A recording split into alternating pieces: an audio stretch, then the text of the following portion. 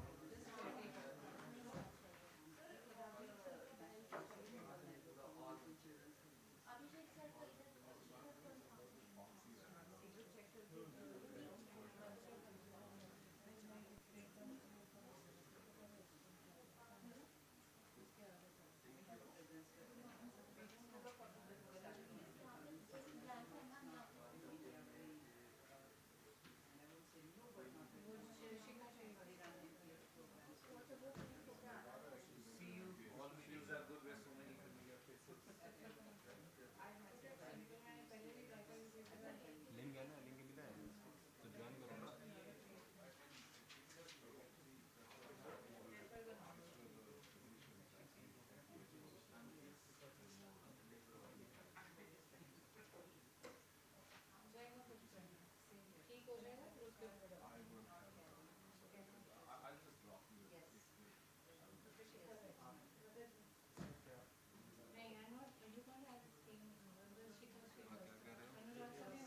क्या कह रहे थे? हाँ हाँ।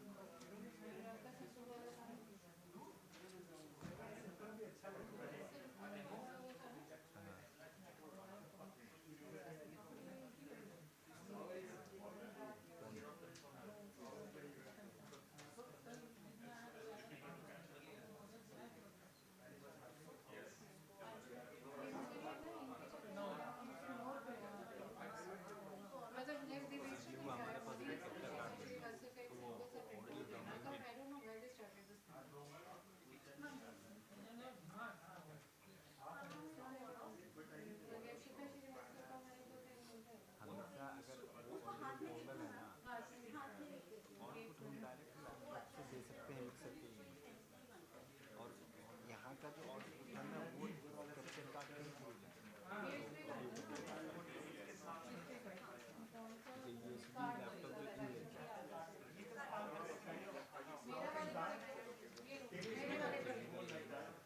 लिंक नहीं है, आवाज़ टकराता है। एक दूर की ये मैं तो सुना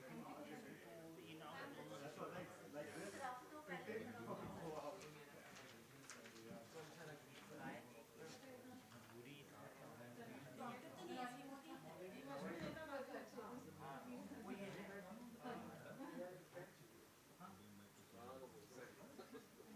स्पीकर चल रहा है ना दोनों लैपटॉप, कल चल रहा था, चल रहा था।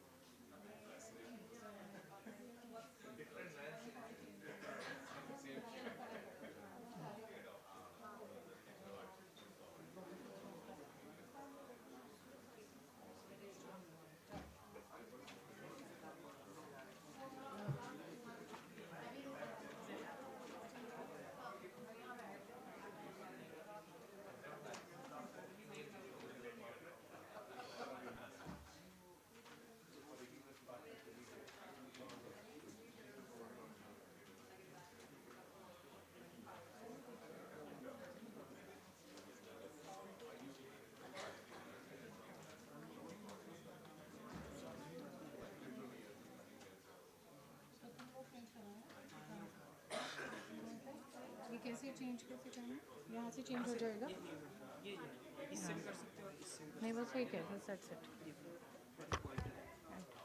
9 o'clock हो गया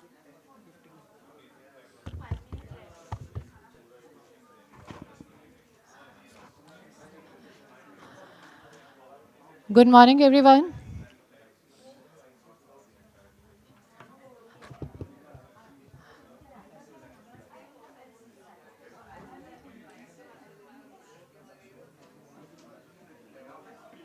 अब नेक्स्ट वाले सेशन के लिए वो सारे वो तैयार रखना ये वाले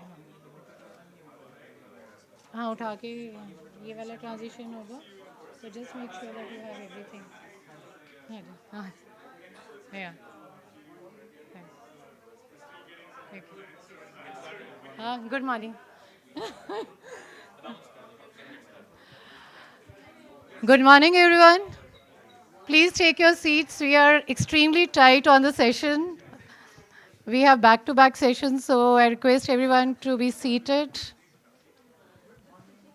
We are just waiting for...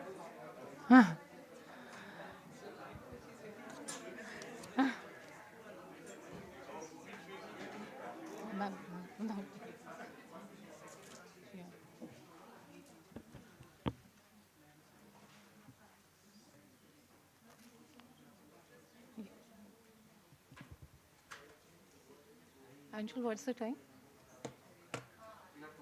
We have 2 minutes. We have 2 minutes to go, so just waiting for everyone to settle down.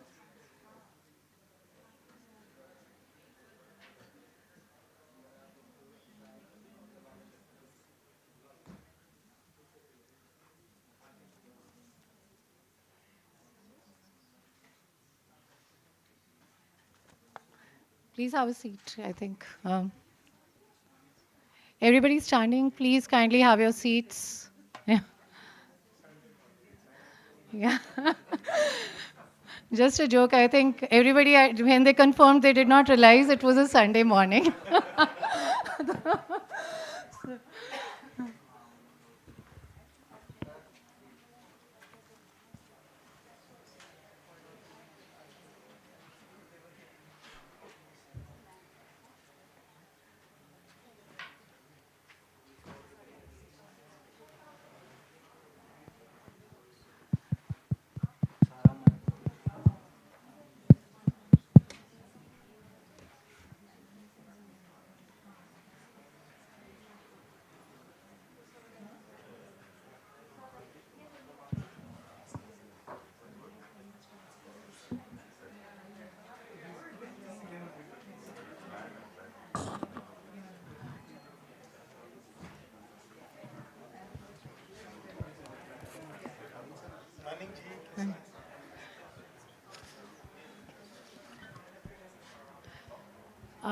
It's 9 o'clock. I think we'll start. We are just waiting for 2 more guests, but hopefully they will join. I think, yeah. I think, yeah.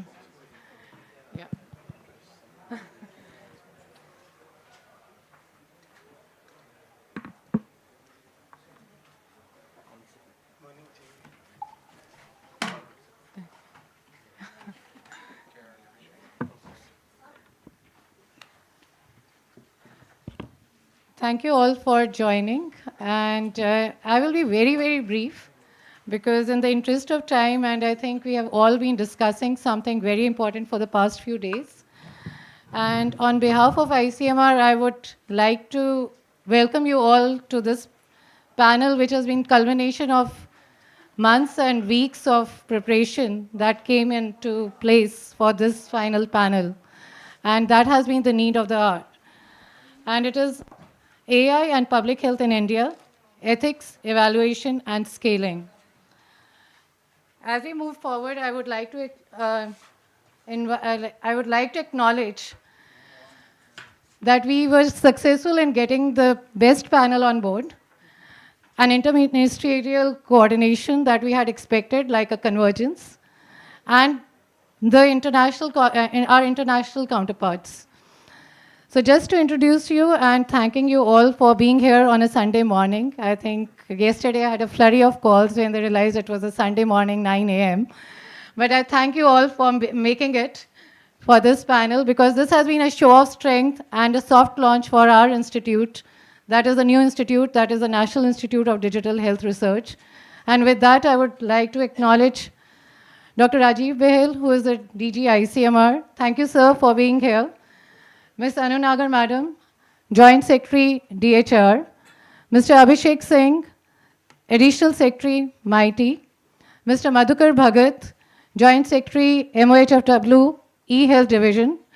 Mr. Kiran, again, ABDM. I think all the key partners. We are waiting on Mrs. Shikha Srivastav, who is from the CDOT and leading the telematics cybersecurity part. I think we were successful in getting all the key partners on one board. Thank you all for being here and showing our support. And without taking much time, I'll just briefly tell the agenda. This is the session agenda. We have two keynotes by Professor Rajiv Behel and Mr. Abhishek Singh, followed by launch of the work groups that have been gone into making with a lot of collaborators, and that is a launch that Anu Nagar Madam will launch it and discuss about it briefly. Then we have a panel discussion that we are showing, that is again, we have a theme that is going to be the tone is going to be set by Dr. Mr.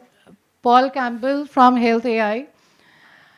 He will be opening the insights on the regulation, ethics, and and talk about how they can help in the India's health AI ecosystem. Second is then towards responsible and scalable health AI systems from India to the world. And we have two international panelists on board, Annie and Anthony from South Africa and Harvard, and Dr. Karthik Adappa, Sameer Kanwar from PATH, and Dr. Balram, he is on the way. He's landing at 8:45, so hopefully he will be joining as the last panelist. And he's leading the Center for Excellence on Responsible AI at IIT Madras. With that, I will ask Professor Rajiv Behel to start and inaugurate the session. Thank you, sir.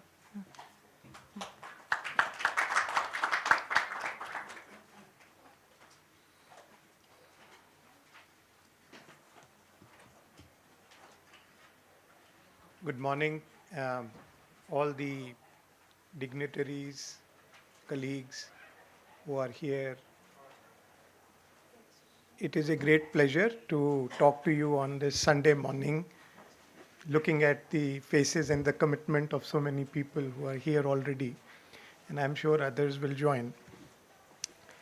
And we are really glad at the Department of Health Research and Indian Council of Medical Research that India is taking very important steps.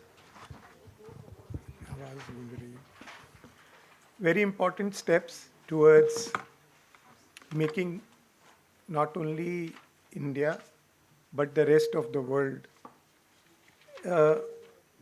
improving healthcare using artificial intelligence and digital health. We were particularly proud in these past few months. ICMR validated an algorithm, an AI algorithm that was then is currently underused by the TB program in India to identify X-rays that are abnormal, and then doing a molecular test on all those people. And this has really changed the way active case finding is being done by the program in India. So this tool, developed by the India Plasma Research Department of Atomic Energy in collaboration with ICMR, to me was the first success that I saw, at least from ICMR, that was used by and is currently being used extensively by the program. Similarly, as far as our department is concerned, we have made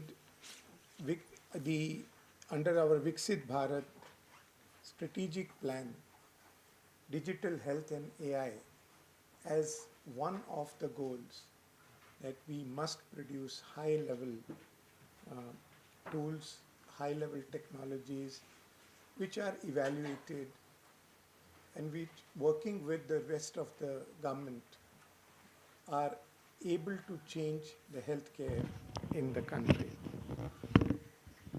In this regard, I'd like to also highlight, Dr. Mona Duggal talked about the establishment of the National Institute of Digital Health Research. And this is a transformation of what was earlier called the National Institute of Medical Statistics. And we think intramurally at ICMR, this will be really useful for the country's ecosystem in AI and digital health. And the one thing that I have tasked Dr. Mona Duggal on this is to create a system for evaluation, a clinical evaluation, validation and evaluation of both the safety and the efficacy of these AI solutions. We can make a lot of solutions in AI, but there will be unintended consequences. And we must know them, just like we do for any other medical technology, for any other technology. In this case, there can be huge implications for health of a large number of people, whether it is so it's not just that they are effective, but that there are no unintended consequences, or if they are, we should know them, just like we know side effects of any drug. With regard to setting up the databases, I mean, in addition to Kiran is already here, and we will talk about the National Health Authority. Dr. Madhukarji is here. Madhukarji will talk about the data that is available in routine systems. But in ICMR, we have also launched a national health research data repository so that we can also harness the data. And Dr. Anurag Agarwal, who is just here, I think he's here, he's also helping us, our team doing that. And we have identified already 20 data sets that are under curation for putting on this repository and having public access to it. Similarly, we are working to identify national health research priorities in digital health. And for those of you who don't know, this is a National Health Research Priority Program that we have launched, where we have multiple projects under a priority and up to 25 crore rupees each. So 3 to 4 such projects will be launched in the next few months, not years. So I do feel that this AI in health requires really multi-dimensional, multi-interministerial, not only MIT, ministries of health, the entire various other parts of the government. DWCD is extremely important for us. Many other parts of the government are important, but all institutions, this is a growing field. We have proven in India our mettle in the area of software, in the area of computing, and in our ability to convert this into even economic benefits. And what we can do in India, and the extent of what digital health has, digital other things in, not health, but for example, digital payments and others are done to different sectors, are a testimony to what India can produce and can not only help our own country, but the rest of the world. So I really welcome you all to this particular part of the WHS. And I'm really hoping that today we'll have some very nice, fruitful discussions. Thank you. Jai Hind.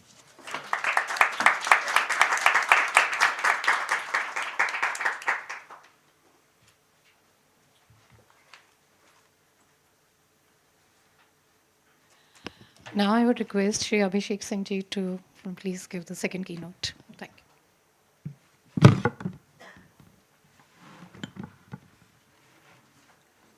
Thank you. Thank you.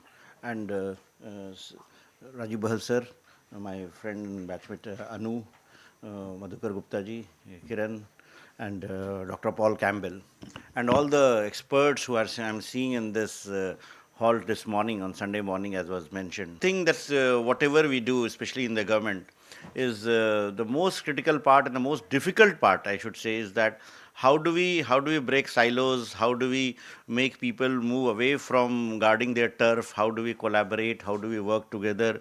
And how do we not say that this is my work, this is not work, please don't look into it? And especially, like, it applies to almost all sectors, but more so when we are using technology, when you're using AI for digital health, or when you're using algorithms for improving access to healthcare, making it more efficient, making it more accessible. What we have observed is that when we take up AI projects in the Ministry of Electronics and IT, our role, we are not the domain owners, whether it's agriculture, whether it's healthcare, whether it's education. Ultimately, the domain has to define in what ways technology will be used. We can at best be the enablers. We can at best kind of provide necessary technological support, necessary assistance.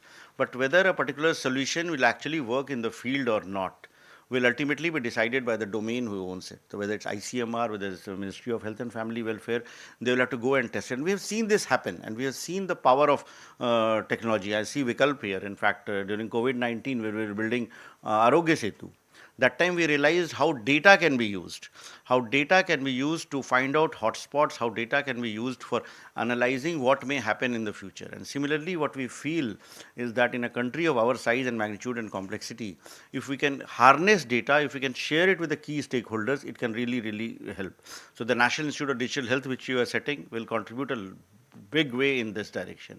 And when we do that, again, health data by itself might not be sufficient. Like, for example, I was looking at a study on incidence of cancer in parts of Punjab, and there it was found that areas which had low groundwater and which had extra use of fertilizers contributed to such incidents. So in such a case, suppose you have to build up a model or do a study, then you'll need data not only from Department of Health, but you'd also need data from groundwater resources, the Water Resources Department. You'll need data from fertilizer, IFCO, what is the consumption from agriculture, what crops people are growing, how much water they require, how much fertilizer is being consumed. So if data from multiple sources can be brought together and be used for such studies and such analysis, it can really, really contribute to better decision making, contribute to developing better models, contribute to we being able to solve these problems in a much better way. So one initiative towards this objective that AI Mission, which government launched last year, is to set up a datasets platform, an AI Kosh, which will be kind of aggregator in the sense that it will not centralize datasets, but it will provide access to those who need datasets from where it exists. Because currently ICAR has a lot of datasets, ICMR has a lot of datasets, Ministry of Agriculture has a lot of data sets. So if all of it can be brought on one platform, we already have launched the version 1 of the platform. It has got almost 350 data sets. We have seen a lot of adoption there. So we are working with all the government departments, key government departments, and even private sector players. And in fact, many private sector entities have also contributed data sets. Like one initiative, we are working with the Ministry of Health and CDAC, which has built, for example, eSanjeevani platform. The eSanjeevani telemedicine platform, which was scaled up again during COVID from doing 5,000 doctor-to-doctor consultations every month to now 500,000 consultations, OPD consultations every day. So therein we have data of patients talking to doctors, giving their symptoms, giving the ailments, and doctors giving advice. So if these voice data sets, video data sets can be made anonymized and made available, accessible on a platform, it can make a lot of difference for anyone who is building an AI model for solving these problems. Similarly, disease surveillance data, incidence of COPD, linking it to air quality. So all these things can really, really a big enabler. And it's not that we really need a very big project to do that. In fact, a few years back, we supported a project in Meghalaya, wherein there was a young district collector who was very enterprising, and he was having this problem, and he was trying to increase the to work on institutional deliveries and try to ensure that how we can work in a manner that all the critical pregnancies are given support at a hospital which have all the facilities. So what they did was that they started collecting data from the ASHA workers about pregnant with the key parameters which they go and collect, and that data was uploaded on a portal, and that portal had connections with and this guy was a medical doctor, so he had connects with CMC Vellore, and CMC Vellore doctors would kind of analyze the data sets and will kind of prompt the team there in the West Khasi district about which are the pregnancies which might require support at an institutional center. And they were able to use that data set and place the limited number of ambulances that they have around the date that will require in a location which are near to the place. And they were able to provide support to those who needed that. So again, use of data, use of technical support, being able to do. Imagine doing this at scale. Imagine doing this nationwide. So what we are trying to do is that to identify such applications. In fact, one key pillar under the India AI mission is also application development initiative, in which we source problem statements from the departments. Last year, in fact, we floated 14 problem statements across 5 themes, which included healthcare, climate change, agriculture, governance, and learning disabilities. So healthcare, we got maximum number of applications. And 5 solutions in healthcare have been shortlisted with support from Madhukarji and ICMR, which the teams went through and evaluated that. But now these solutions for diagnosing, as Behal sir mentioned about tuberculosis or diagnosing breast cancer, Nirmaya had developed a solution for diagnosing breast cancer or diagnosing lung cancer or COPD or even looking at disease reoccurrence. So if these solutions can be scaled up, but for scaling up, we'll require validation from ICMR. We'll require validation from Ministry of Health and Welfare, Family Welfare. So just like they approve drugs, they approve vaccines, similarly these solutions will have to be accepted, validated, and then deployed. So ideally we should have, I'm told that tuberculosis solutions, the AI enabled, are almost as accurate as a normal radiologist. So these solutions are matured and they are deployed globally. In fact, one Indian company has deployed their solutions even in NHS. So these solutions can be deployed at all hospitals which may have an X-ray machine, but may not have a qualified radiologist. It will mean so much. And if we are able to analyze that, reduce mistakes, improve early diagnosis, then it can reduce the number of fatalities that we get from many such diseases. The possibilities are immense. We just need to come together. AI mission is working with so if there are problem statements that we need to support, we need to support startups who are working in that. We have funding provision for that. Even foundation models. In fact, we launched a call for proposals for foundation models. Yesterday, the first one was announced, Sarvam, which is building an LLM. But more importantly, we are also working on sectoral LLMs. And healthcare was a very important sector, and we have got more than 50 applications for building sectoral LLMs for healthcare LLMs for various kinds of issues. So again, support from India AI Mission will be given for developing that. Compute support is also being provided through access to GPUs. So while MeitY will provide all this, GPUs, support for foundation models, application development, datasets platform through AI Coach, funding for startups, we will need a lot of support from ICMR, from the Department of Health Education, Department of Health and Family Welfare, and all key stakeholders, especially the hospitals and the health system across the country, that how we can scale up. One beginning has been made with the Center for Excellence in Healthcare, with the AIIMS and IIT Delhi as the anchor. But there also we need to bring the two institutions together, and in order to ensure that we are able to achieve the objectives that we have set ourselves for.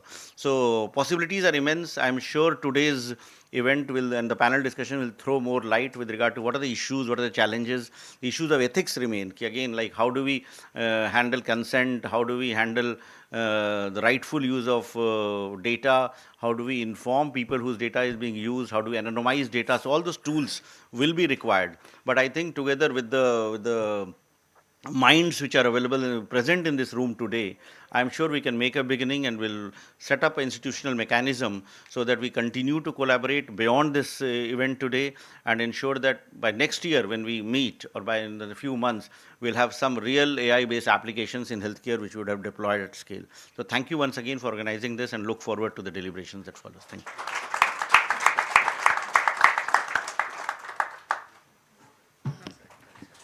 Thank you, sir. Now I'll ask Anu Nagar Madam to please join us on the dais to give us a brief about the work groups and launch the work groups. Thank you. Thank you, Dr. Mona. Respected Dr. Behel, Secretary, DHR, Abhishek, my friend and batchmate, Madhukarji, Kiran, and all the esteemed panelists, Madam Soumya, who's here, we're lucky to have her here. So just to tell about the work groups, but before that, on a lighter note, Dr. Mona just changed my syllabus. I was supposed to talk on the health technology assessment, but I'll do that after this. I'll do that after this. Thank you. So there are 3 work groups that have been launched, are to be launched, and I'm very happy to do that today. So these work groups, the first one is on data curation, sharing, and governance. This will dwell on institutional mechanism for data collection, curation, and sharing. The second subgroup would be on the technology and automation for data collection. And the third one would be data privacy and security. The second work group is on risk monitoring, evaluation of healthcare AI. The risk groups are risk classification and assessment frameworks, continuous monitoring and evaluation, and governance, feedback, and policy integration. The third work group is very important, and which is capacity building of different stakeholders for AI implementation. So these are the 3 work groups, but I'll also speak on what I was supposed to do. Okay, thanks. Thank you, ma'am. So with that, I would request all the dignitaries to please come in front, and I think we will be launching the work groups.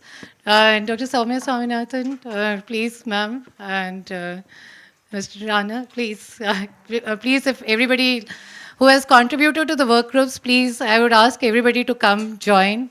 Kritika, Amulya, please, Dr. Karthik, please.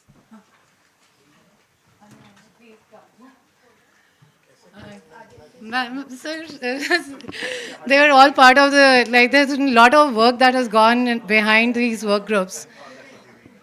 So, I think. Everybody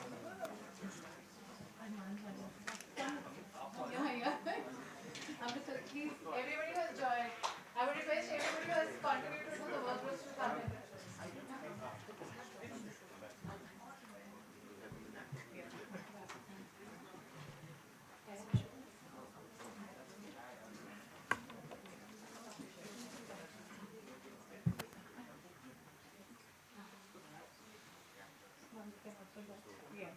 We can just open it. Yeah.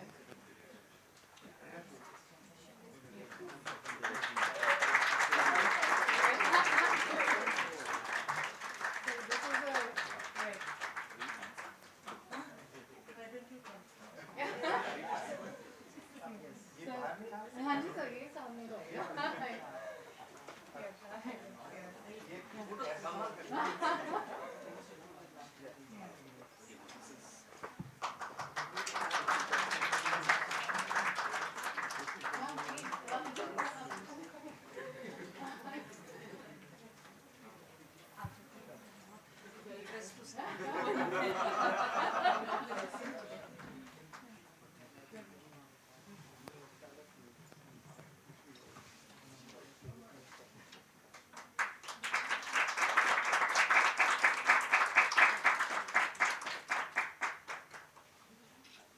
Thank you, everyone.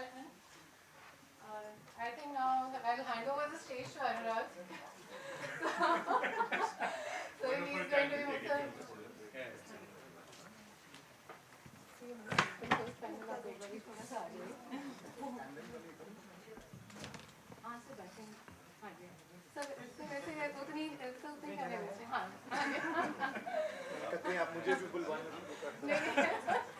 Time बहुत कम है तो अभी panelist ही बोलेंगे.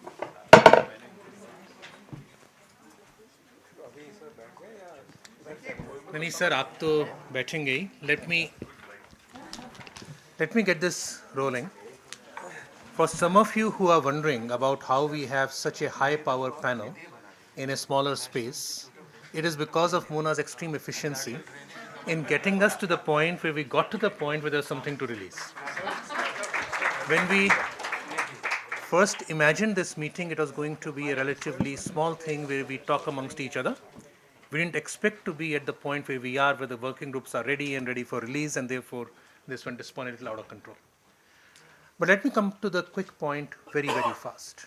And I'll continue from a meeting with Ms. Naga yesterday. We are living in a world of a specification-less product, AIs. Very difficult to regulate these things because you don't have the standard specification-based system in which you know how they work. And for do that, we need a lot of wisdom from a lot of people, and we wanted to have a sense of how we will go forward. And I'm going to start with the discussion from yesterday. Nagaji, please.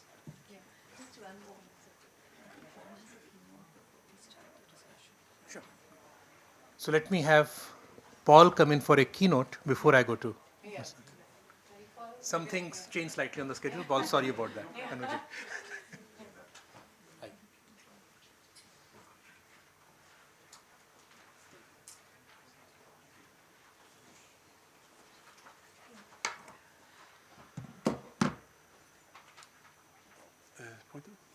Thank you. Perfect. Excellent. So, good morning, and firstly, thank you. I feel very privileged to. This is my first time visiting India, and it's super impressive. The conference so far has been very impressive. The caliber, the quality. I'm somewhat overwhelmed by what's going on in such a big country. So, I'm Paul Campbell.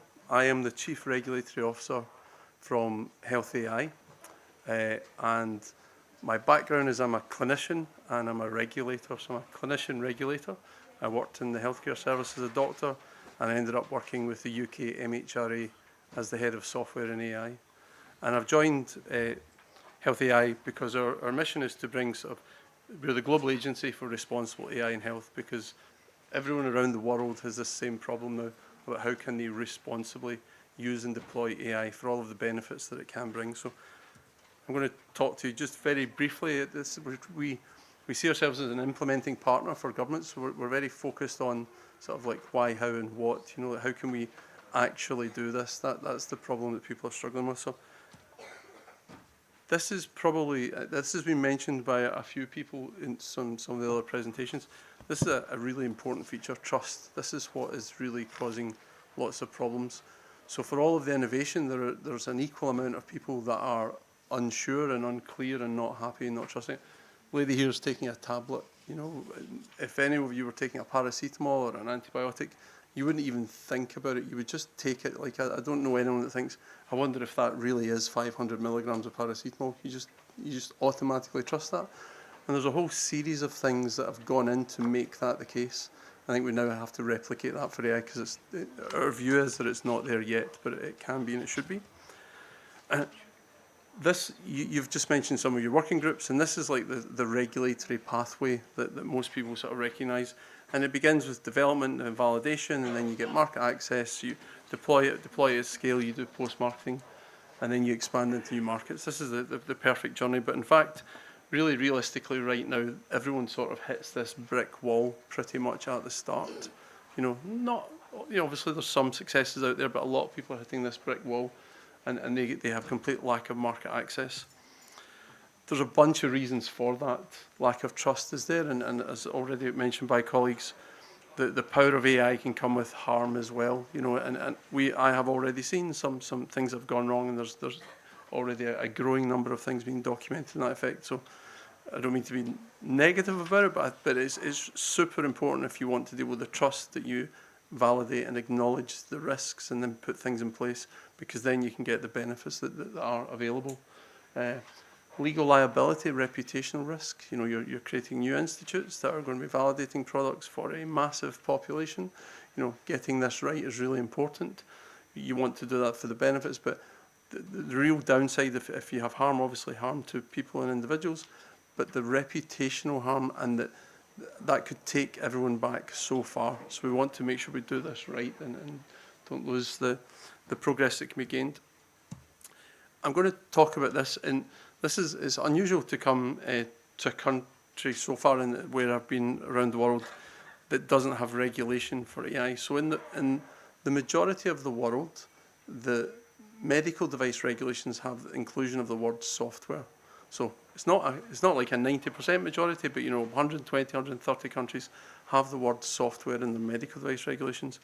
So if your software has a medical purpose, then AI is a subset of software. So in the majority of the world, the medical device regulations are already in place for AI. And that often surprises many people. I worked at the UK MHRA and I spent a lot of time speaking to lots of government departments, asking me how are we going to regulate AI, and explaining we already do. Like, it already exists in that context. But then the blue bit of the diagram here, half of the time the uses of AI don't qualify as a medical device. A really good example is the use in public health. So you're monitoring at a public health level, you're not directing it down to an individual patient, then that just doesn't qualify as a medical device. So the reality is we have to deal with both of these worlds. I'll just, those are just a few examples, and just to explain that, sometimes it's regulated in most of the world, sometimes it's not. And at Healthy AI, we are trying to deal with both of these, and when we work with governments to try and say how do you handle this. The way you handle this is already there are lots and lots and lots of existing standards and guidance and regulatory pathways to follow, and that's in the sort of green box. And down in the blue box, you have lots of recent sort of production of like responsible AI guidelines, OECD, WHO. Everyone's putting out what does responsible AI mean. I was speaking to a colleague earlier on who's mentioned like the importance of ethics, and she said, look, everything you were taught in kindergarten tells you about ethics, and everything you were taught in kindergarten really tells you what responsible AI is like. I've given up trying to learn all the individually different lists of things because they're all more or less the same. But the reality is there are approaches that can be used, and our lens is that we think you can use more or less the same approach for both of them, regulated or not. It's all about good governance, basically. And then just one thing to say, and it's maybe less relevant here, but depending on how you regulate, wherever you draw a line on something, you're going to have the sort of, is it or is it not? And people will debate that, and we see that a lot with generative AI products. Let me just go on through that. So I said, Healthy AI, we're a not-for-profit agency, and we sit as a bridge between sort of regulatory bodies, regulatory knowledge, and then the sort of standards bodies that exist, the sort of ISO standards, the IEEE standards, etc. We don't write standards, we don't validate tools, but we're working with governments to try and make sure they can build the capacity and the skills to understand how to regulate it the way that they want to regulate it, and depending on what that jurisdiction is. We are building, well, we already have a community of practice. I'll say more about that later. We're building a global regulatory network, and this June we're going to announce our first 10 pioneer countries, and we're doing that in all continents. And in the countries that then validate products, and they would have them registered in their own country, then we're going to create like a global repository of all of the validated AI products with a link to who are the agencies that have done all the validation, and that then becomes publicly available. So. Mixed in with that, I haven't mentioned it in that slide there, but we're also building a sort of global early warning system around about that as well to help with that trust issue. So why? We've sort of covered why. Like there just needs to be good governance about this. If not, you will never gain trust. You will blow trust out the water, and you'll never get all the benefits. So that's the why. The first thing I'm going to talk about is, everyone wants to know, like, how do you do this? And how you do this is basically, that's the sort of standard, there's DevOps people, that's the sort of standard development sort of cycle. You have your idea, you get your data, you build your model, and then you put it into operation and you monitor it. So that's all there. But the way you do this is you have to start asking questions. So forget regulations, just like start asking questions. How do you do it? You ask questions. And it doesn't matter whether it's regulated, not regulated, public health, patient, you just ask questions. And this, the very first one there is the problem correctly formulated? you know, and what are the risks. So everyone goes straight to the benefits, and that's great. But it's really easy to get that, but you have to know what the risks are as well. And if you're not doing that balance, you're probably not going to be taken too seriously. You're not going to build trust. So there's one. I'm not going to go through all the questions. You can see some of the others, but you know, one thing I've quoted is, how is the model performing versus claims? I worked at the regulator. I've watched lots of people make lots and lots and lots and lots and lots of claims, none of which are proven in any way, shape or form. And so you always look out for that. Safety and cybersecurity, like this is really important, and I think is going to become increasingly more important as healthcare systems digitise, as the number of products available go up and up and up. The attack surface for cybersecurity is already going through the roof. So it's going to be a big issue, cybersecurity. Real world data. So just, you can see this, as you talk to innovators, and there's just a series of questions that you have to ask, and everyone should be asking them. So part of the whole validation journey, part of the ethical approach, is just asking questions. And often, you know, you have developers who won't explain to you where they get the data from.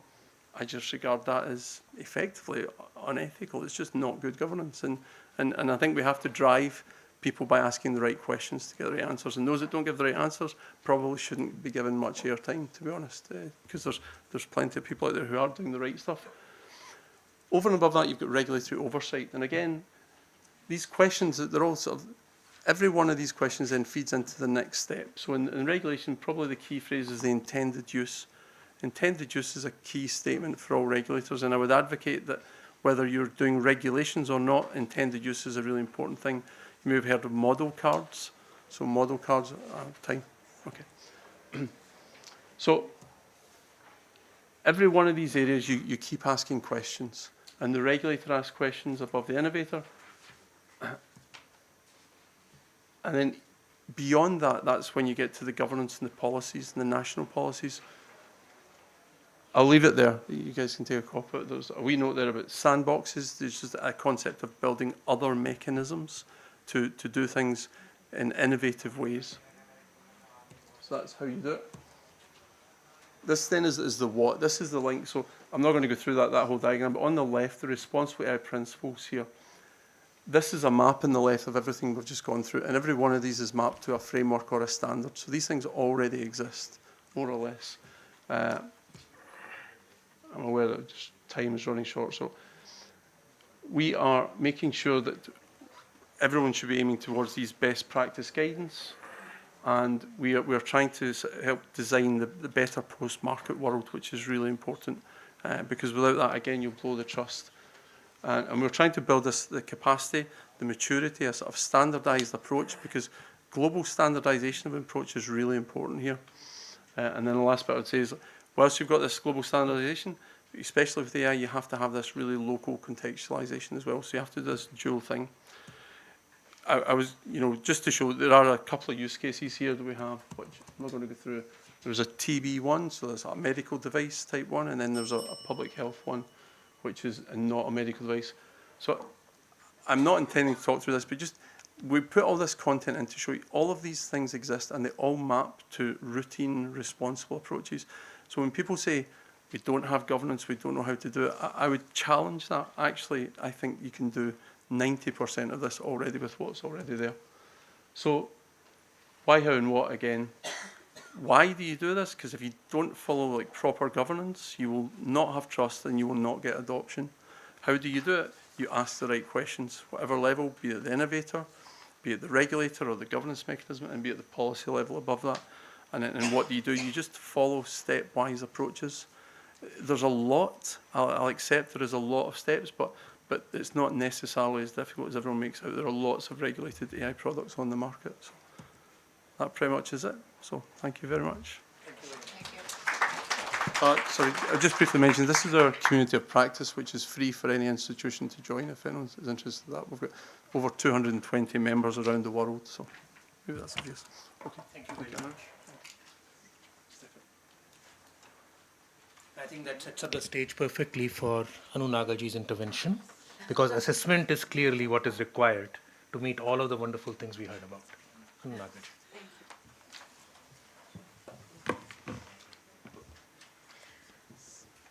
So at the Department of Health Research, it is our endeavor that we develop and provide products, health technologies, which are accessible and affordable for the country. And while the ICMR, through its intramural projects and intramural organizations like the new institute that we're talking about today, and through its extramural research, which funds about more than 350 medical colleges in the country, is kind of generating evidence. At the department, we have two verticals who actually deal with the synthesis of this evidence and use of this research and the use of these research products that we have. And these two verticals, the first one is the Center for Guidelines, wherein we are developing world-class evidence-based guidelines, and these are the guidelines which would be the one guideline for the ministry. And the second vertical, which I'm going to talk to you about today, is the health technology assessment. This is an attached office in the department. And through the HTA office, what we are trying to do is we are trying to assess the health technologies for their clinical effectiveness as well as the cost effectiveness. So, biggest example that I would like to give you is how we are actually working on saving money and also ensuring that quality products are delivered. Is when the government decided to screen for sickle cell. So there had to be a point of care test because it was very difficult to get 7 crore people to the labs. So it was at that time there was only 2 foreign companies which were ready to sell this diagnostic kit for rupees 350. Through the HTA, it was deciding that the cost threshold would be rupees 100, which would be cost effective for the country, and accordingly it was conveyed to the National Health Mission. The National Health Mission conveyed to all the state governments.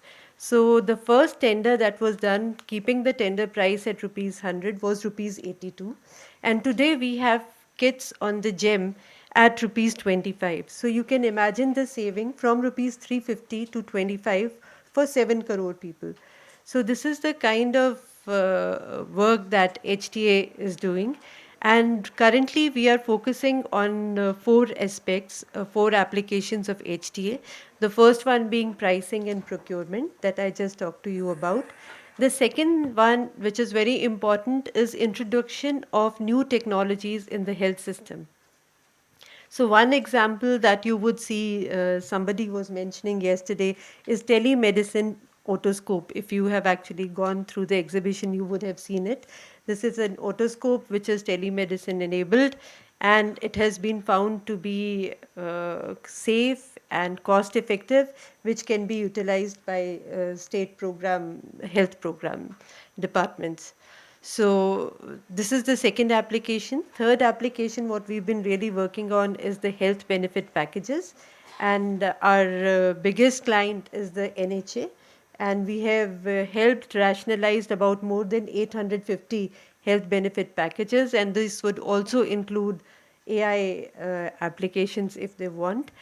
And the fourth is the designing of the programs, that how do you actually design the program if you have to do a mass screening of, say, cervical cancer in women. What would be the population, what would be the methodology, what would be the periodicity, which would be most cost effective as well as clinically effective. So this is the scope of HTA, and AI is essentially a part of it. We have recently done HTA on many AI softwares and devices, and the latest one that you would have heard about is the HTA for the TB, wherein the device, the software actually doesn't need a radiologist. So thank you. My time is over. Thanks.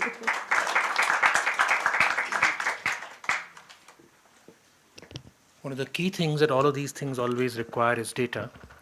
And who will be richer in data than the ABDM? So everybody will be looking towards you, sir, very soon for how they will get access to data. Bring on your preference, I can send you the microphone. We can do it from there.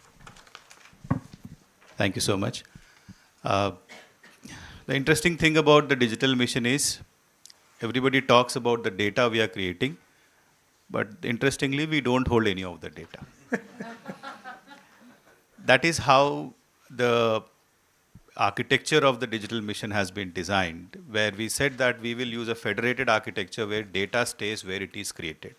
That we thought was, or rather the early thinkers of the digital mission and those who built the digital health blueprint thought that that would be the best possible way to ensure data security, to ensure that data is not put in one place, creating a honeypot that anybody could exploit.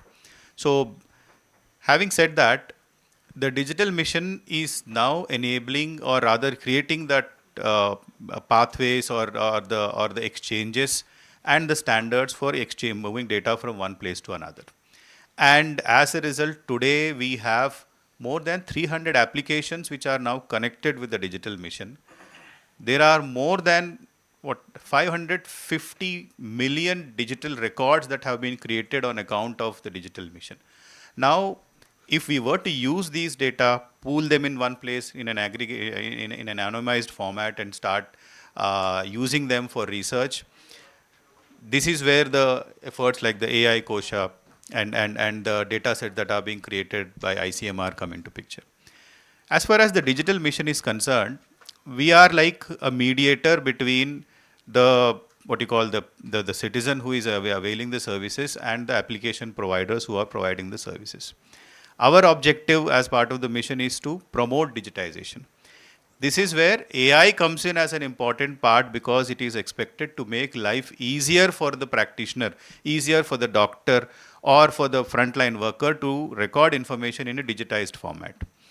And in order to take this experience forward, learn more from the field, what we did was we created 124 microsites across the country. These are small little areas, let's say a few wards in a municipal corporation, where the objective was to digitize every hospital, create a digital ID for every professional there, for every facility there, and ensure that they use a digital solution.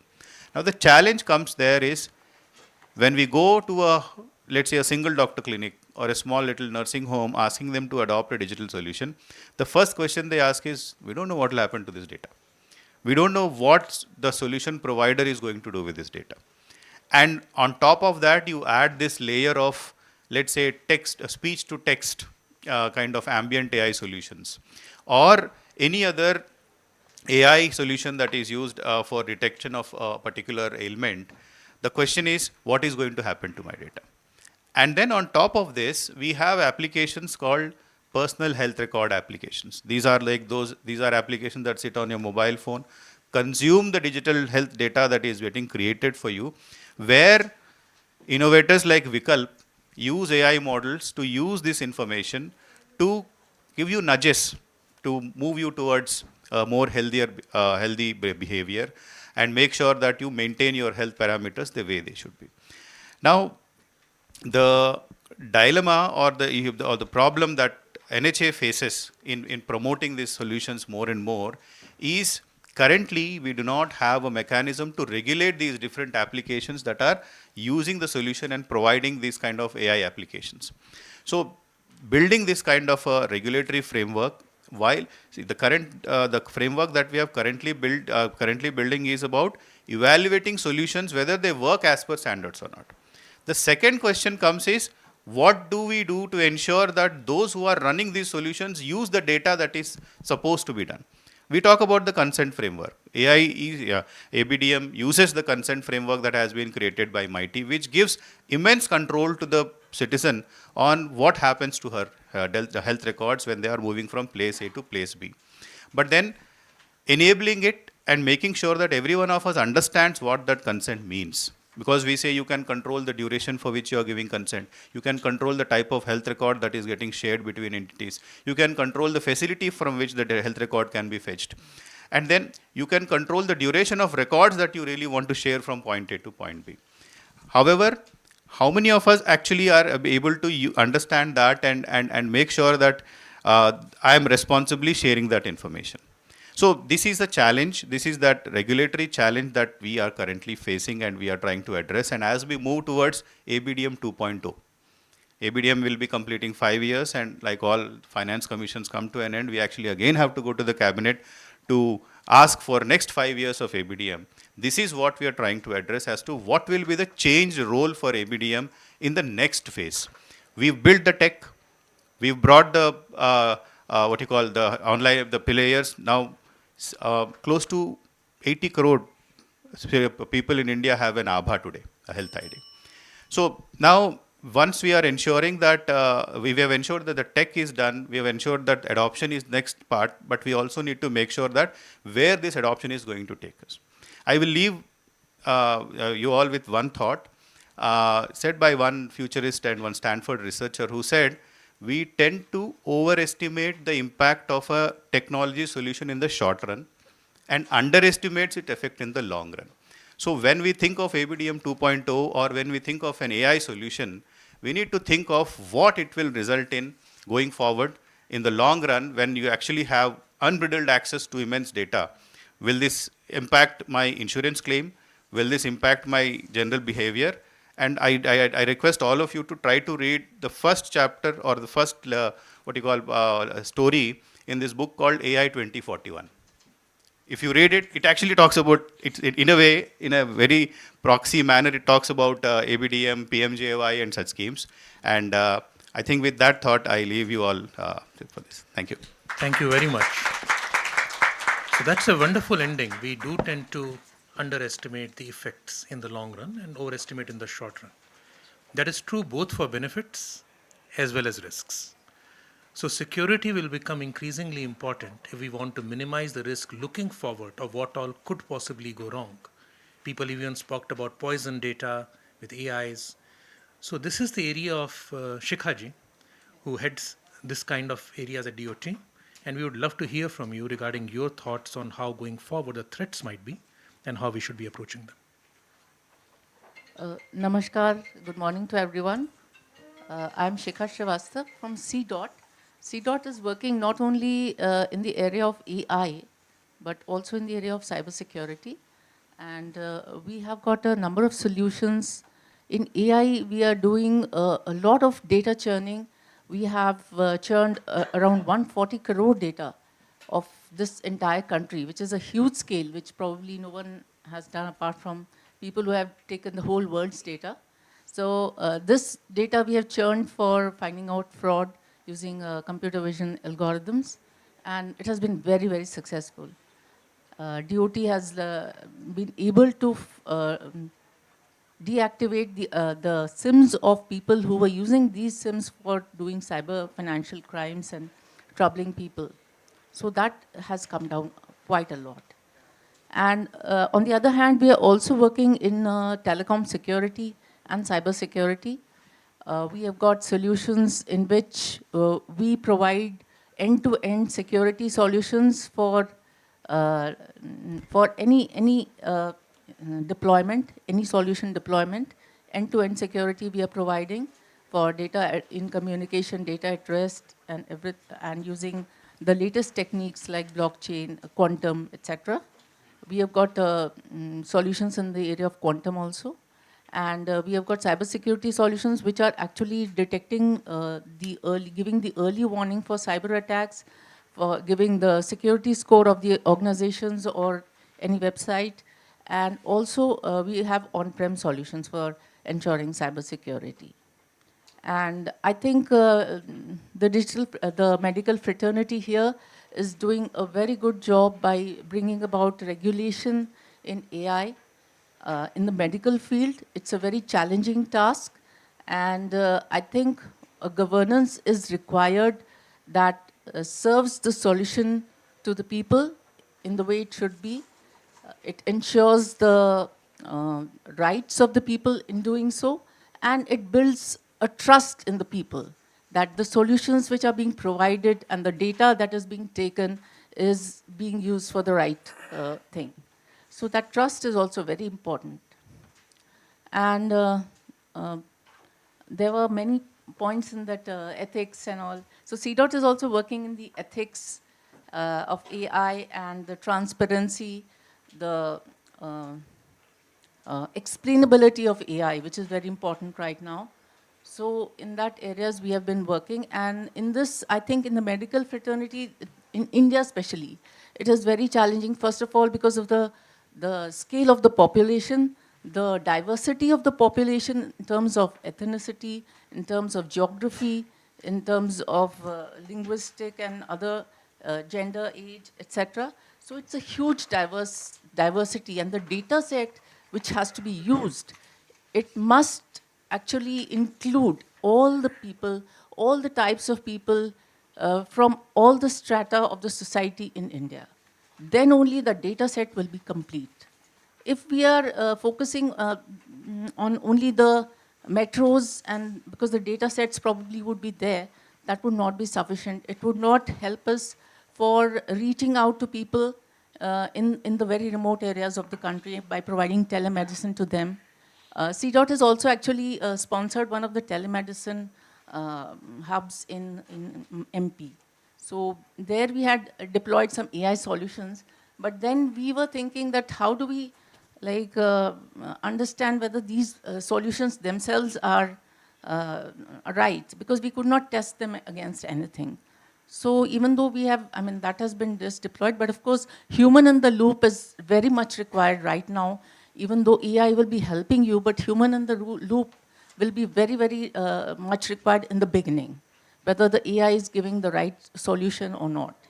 And feedbacks are also very important from the users, from the doctors of any solution which has been deployed, because that helps in tuning the solution. Otherwise, people will say that they will use the solution, they say, after some time they'll say, this is useless, it doesn't help me. But then you also have to help the solution to grow. Because once it is tuned and it is matured, then it will be able to help everyone. So the feedback of everyone is going to be very, very important too, in order to mature these solutions. And as far as transparency is concerned, we need to be very transparent about the composition of the data, the composition of the algorithm, the precision and accuracy of the algorithm with respect to each and every category of the people whose data has been taken, of different ethnic groups. What is the accuracy of each group? Because the accuracy of some groups might be higher, but some groups it might be lower. So that may be a cause of concern. So it has to be seen from that point of view. And of course, data itself has to be kept very securely and anonymized, as told by Mr. Abhishek Singh, it has to be anonymized completely. And once it is anonymized, then probably it becomes more of a, a tool which you can just use it. And last of all, I think we do need the regulation of all the AI solutions which are now sprouting up, whether they should be allowed to be used, or there should be at least some regulatory body where they should register, they should be certified, and then only probably they can be allowed to use these solutions. Thank you very much. Thank you. So from this, we come to the most challenging task that immediately fall on the Ministry of Health. How will this Indian innovation, both at scale and heterogeneity, be taken forward? And sir, over to you. Thanks a lot, Sharji, and thanks a lot for having me here. My warm respects to Dr. Behel, Madam Soumya Swaminathan, to the eminent colleagues who are on this panel, and it's really illuminating to hear your thoughts, I must say. Now, we all must realize that we are at the cusp of something called an AI revolution. We saw the ICT revolution in our own lifetimes. And ICT revolution took us from a domain of reposition of data, accessibility to data, transmission of data, and processing of data. But now we are on the cusp of something where we have an intelligent application of data. And that is, which is something which is throwing us an opportunity for innovation, as well as the risks which brings responsibility. If we talk about innovation and how we can take things forward, We have already spoken about the requirement of infrastructure, which MIT is providing, which organizations are providing. We have spoken about the challenges of funding, which is extremely important. The need for data, which is often designated as the new oil, is extremely important. And when I talk about data in the Ministry of Health, we have so many repositories. But the challenge is that data usable? In the current form it is available. I remember the adage, water, water everywhere, not a drop to drink. And that what strikes me when I think about data. We have 5 lakh consultations in eSanjeevani happening. We have over 370 million consultations which have happened on eSanjeevani itself. And we have scores of HMISs and databases. The larger challenge is how to harness that data. And that brings us to the question of not just technology, but developing standards, metadata, data libraries. AI Kosh is a wonderful initiative, a big initiative, and Abhishek Ji is pioneering that, and MIT is pioneering that. But do we need to have sustenance in fields of data generation? Do we need to have small data libraries which are at the institutional levels, which are at the application levels? What is going to be their standards? How the data from those are going to automatically flow through? And how it is going to be culminating into large repositories by whatever name we call data lakes or whatever. And then we have the birth of applications in Ministry of Health. We have coordinated with private institutes like the Vadhvani AI, which helps to bring innovation. We have coordination with MIT, we have coordination with Ministry of Higher Education, and we have the 3 centers of excellences where a variety of health research and AI-based applications are already developing. Diabetic retinopathy has come up. We have Cuff Against TB, Line Probe Assay. We have research in field of cancer mammographies. We have oral cancer lesions research and a variety of AI applications which are already developing. But what is the significance and what is the very important thing as far as this innovation is concerned? And that is, apart from the other factors, coordination. It is not one person who is doing it, and it's a host of people who are doing it. And that in India, the ability to coordinate, the ability to work as a team has to be developed, where we have segmented an institutional and vertical approach. But beyond that, we also need to be conscious of the markets. And to be conscious of the markets, we need to have information. When I talk about the development of diabetic retinopathy in our center of excellence, I also have to be conscious that Remedio or some other applications has already developed it.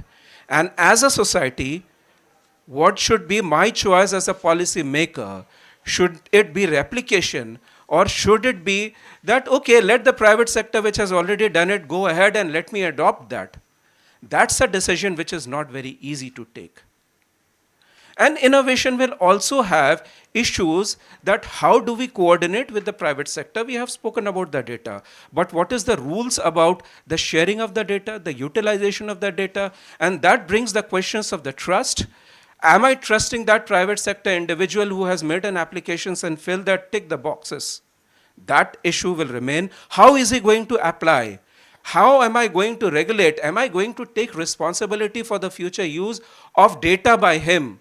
How he got the data? And if the buck comes back to me, then as a policy maker, as a bureaucrat, am I going to be the hard-nosed bureaucrat? So these are some of the challenges, but that brings me to the issue of responsible AI. Responsible AI will come if we have responsible data sets. And responsible data sets will come if we have regulations, we have defined the standards. A very important thing is guidelines, development of guidelines. Irregulated market grows very fast, but then it has repercussions. A very important issue is privacy, and privacy brings us to anonymity. How are we going to regulate anonymity? Madam spoke about cybersecurity, a very topic which is very dear to me. And I always emphasize on development of more than security, which is the defense area, the information security organizational culture, because that is what is introducing vulnerability. And then we have to conscious of the fact that there are issues of data poisoning, there are issues of adversarial reprogramming, there are issues of backdoor attacks which are extremely important. And not only at the stage of developing of the protocols and the AI program, but after it also maintaining vigil is extremely important. Otherwise, the trust will be gone and we will not have responsible AI. Thank you so much. Thank you very much, sir. And with that, I release our very, very distinguished panel from this wonderful insights you've been providing us. Thank you very much.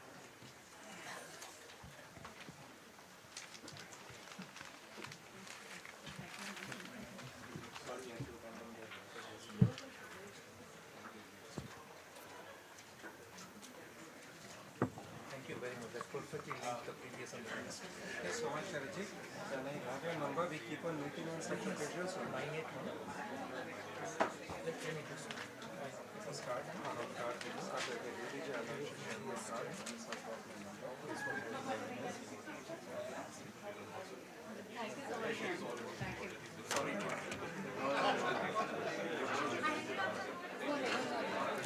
Okay, I request the following set of panelists to come on stage. Dr. Karthik Adapa. Karthik? Yeah. No, I see you there. I'm moving you there. Sameer? So Karthik, Sameer, Rajiv, Balram. B. Ravi. Ravi. मैं सोच ही रहा था कि आज तक तो मैं रवि बोलता हूँ बलराम कहाँ से आ गया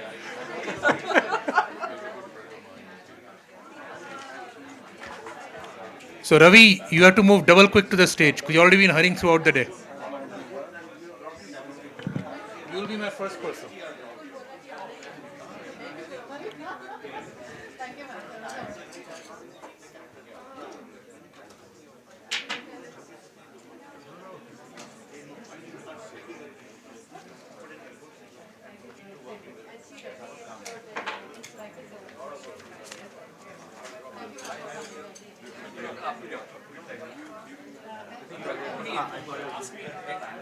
Okay, last.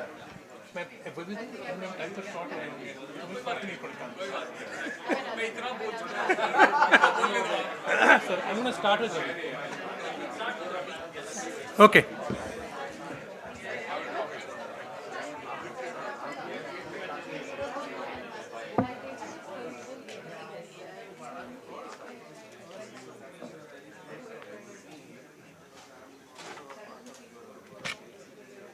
All right, so if everybody can settle down. Let's have Dr. Ravi in the center.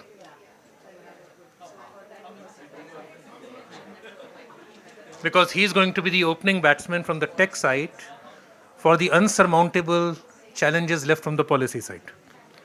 So an example that we heard, and Abhishek Singh ji pointed out, for example, that through eSanjeevani, India records a very large number of conversations every day. Just making those conversations available for learning and training of AI would be a massive resource as we think about how to do chatbots and things like this. But Ravi, you represented India on building ethical AI. Yeah. And let's start with this idea that we have lots of conversations occurring on eSanjeevani, and we want to train large language models on medical conversations, and we want to access this data in anonymized fashion without creating too many risks. What do you see as the best path to this problem? I mean, I know there's no perfect solution. What is the path to this? Sure. So thank you. I apologize for throwing the organizers in a tizzy by showing up late for the meeting. So technically I was supposed to be on the previous panel. I got bumped so much I ended up on this one. I'll answer your question. But before that, I think there is something that we have to step back and think about when we start talking about ethical AI or responsible AI. in the Indian context, which will probably apply to the global south as well, right? So almost always adherence to ethical principles is going to come at an additional cost, right? So for a country like India or any lower income society, right? So we really have to worry about at what cost are we, what is that a trade-off in terms of adherence to responsible AI principles versus accessibility to that. Right, so this is a question that somebody asked me in one earlier discussion. Suppose I tell you that there is going to be a perfectly explainable answer through AI for cancer detection. Perfectly explainable answer, but you have to give up 15% in accuracy. Is that something that you're willing to pay? Right, so there's no easy answer to that question, right? So if I say that I'll give you something that is 97% accurate, but only 3% of the population can understand how that AI works, right? Or 3% of the experts can understand how the AI works. Maybe that is something that we have to look at, and then probably build a system where we have verifications and other things around it. So it's not an easy question in terms of answering whether confidentiality should be perfectly maintained, and in fact, it's not even clear to me, talking to various people in this space, right, who have been actually working with people on the ground, whether the general public, right, whether they place the same value on confidentiality as we think they should be, or whether they are placing those values on the confidentiality. So there's a lot of issues that we have to think about.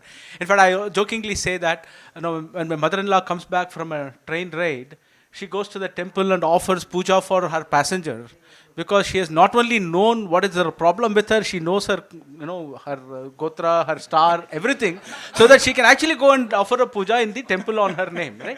So, so because this is a random stranger she met on the train journey. So we are so happy to, our notion of what is, private data is very different. So we have to actually think about all of these issues before we start building our own policies based on, sorry to say that, but based on Western notions of what's private and what's important. And so people are happy to get cured. I mean, they don't mind sharing extra information and so on. So there's a whole bunch of things that we really have to look at, not just the technical aspects, but the social aspects also, before we decide on what kind of policies work for the global south, right? So having said that, so going back to your question about, so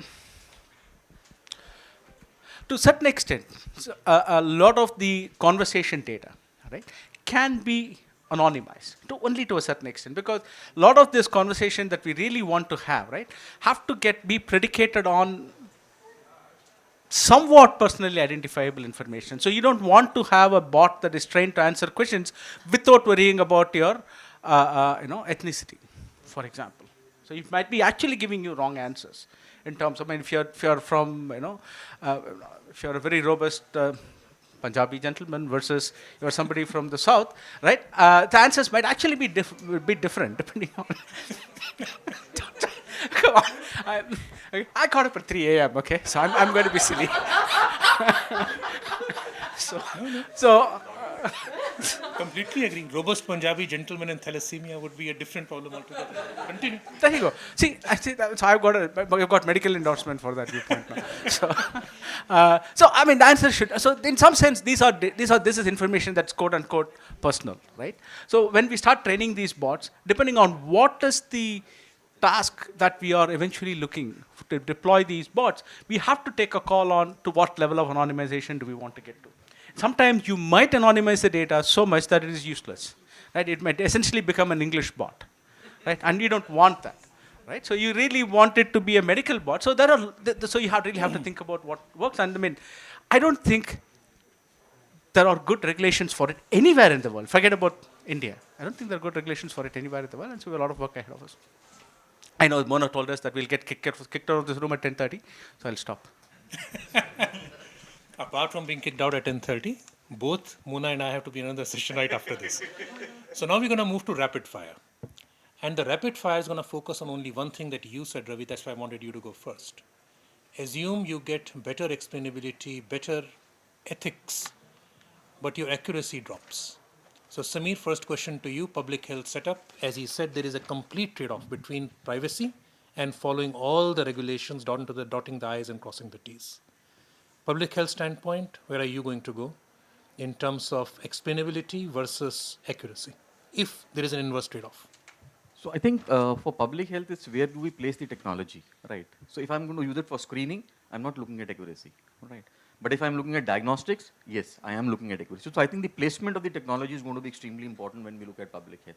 And also in terms of what is the need of public health, right? Rather than just pushing in technology. Now, normally what is happening is we've got technology, we start pushing it in without realizing whether there's a need. So the need has to come from the public health sector, which probably is not coming as of now, right? Because we don't realize the power of technology. So once the need comes in, the technology will start aligning automatically. Fantastic. Rajiv, you guys advise everything from big governments to corporates to sometimes smaller players who normally can't afford you. But the same question, increasing the cost to meet all regulatory compliance and with a potential fall in accuracy, where do you argue the case? So first of all, Dr. Ravi, that was just amazing. I think for a country with was considered as not having a sense of humor, that was just awesome. That was just awesome. So that's my compliments to you. Second thing is, I'm just gonna take his lead. Okay, simple as that. I could not, even if I tried, could not match him. All right. So I'm gonna say one man's terrorist is another man's freedom fighter. Okay. So it has to fit in at the best of times, but go ahead. Pretty much. Okay, so it has to fit, and as Samir was talking about, it has to fit the requirement, okay?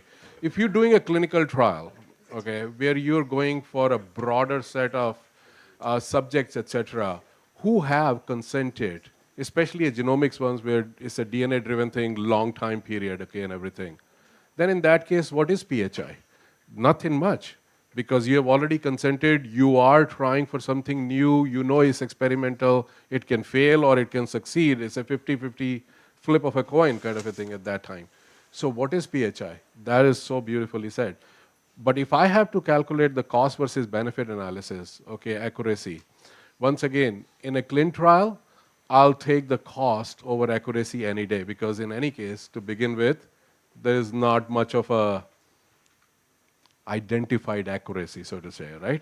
But in case of individual curation, I will take accuracy over cost any which day, okay? Especially for disease conditions which are more challenging, more research-oriented, any day accuracy over the cost.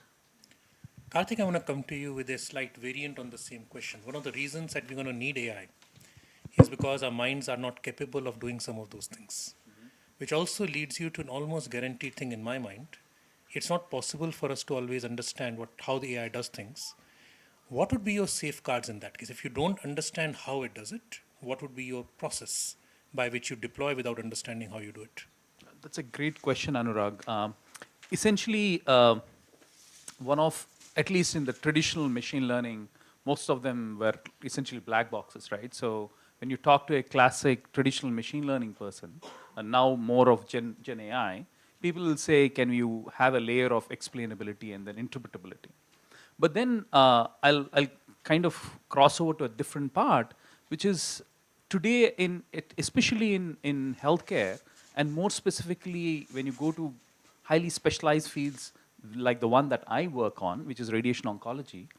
Now, typically when you're essentially using multimodal data, and more specifically in radiation oncology, where you're essentially not just working on imaging data, but you're also using a lot of text data, and you're trying to drive decisions, most healthcare professionals would be uncomfortable to really know how did this AI machine learning model make this decision. And that's where you would want a lot more explainability, at least a broad level thematic understanding of what really, how did this machine learning, so and therefore, how do you therefore build trust? Now, when some of the early studies that we've done in radiation oncology, where we're trying to essentially, instead of focusing on explainability, on a process called peer review process, where you build your AI machine learning models, but you really don't use them to start with. but then use them as nudge.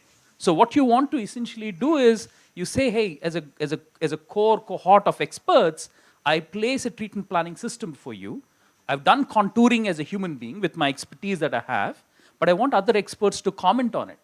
And most typically what would happen, in a very in-person setting, people would still give you some comments. But if you go to a virtual setting, which is what we've seen over the last, after COVID, people stop having conversations about it because people are not really engaged. And that's where you bring in your AI machine learning models and say, on the same kind of plans, over the past, say, decade, an expert has actually contoured for a similar plan like this, and so therefore you nudge them and say, why would you not contour this in a different way? So I would therefore say, I think we are essentially at a stage where we want to nudge rather than typically try and solve this problem for explainability. Great example of man-machine collaborations. Raghu, same question to you in a slightly different format. You are in charge of creating gold standard datasets, and how much emphasis should one put on larger data of reasonable quality versus much smaller data of perfect quality? Yeah. If such a thing exists. Yeah. First, I hate the term gold standard datasets. I like the term purpose-appropriate datasets. Perfect. Okay. No, because who is to say gold standard, right? I think there's an ivory tower of gold standard definition where we say have perfect, quote-unquote, perfect data by lab technicians in hospital settings, were well-trained with, with all the data perfect, right, quote-unquote. And then you have field data where lab technician is not trained, dirty, quote-unquote, from one perspective. Ultimately, the results that I have on so-called clean data means nothing for what I'm going to see on the field, right? So I would much rather, I would first define quality as purpose appropriate. And then I would focus not, the quantity you need depends on the stage. If you are developing the algorithms, you would need probably a lot of data. Probably more if you are in a discovery stage, right? But if you are looking at validation, right, you probably don't need that much data. And if you are looking at monitoring, you are probably just siphoning out small quantities in validation. I want to go back to your previous question because I felt like there's something left unsaid. What elements of accuracy are we trading off? And what elements of explainability we are trading off is extremely important. Simplistic explanation, sensitivity versus specificity, based on the use case screening versus diagnostics, that's one. Explainability, let us say I put out something that does actually meet the sensitivity specificity requirements, and tomorrow it fails. It worked in one place and did not work in another place. Am I able to explain based on science why it did? Is it missing certain features? Now I would like to know that. And I think there is fundamental and defining what these evaluations are upfront are very much part of the intended use and solution definition, right? And that's what then defines your data set in the quote-unquote the standards and quality requirements as well as the quantity. Thank you very much. We'll have time for maybe a couple of questions at most before we ask Mona to sum up. Anybody? Perfect. Go ahead. Yeah. Yeah. My question is actually for Paul. We were hearing you earlier, so thank you for that. In your experience so far, how do you interpret, or what's your perspective on how the governments are considering these regulations? And are you finding them ones are more versus the other open to adopting more policies?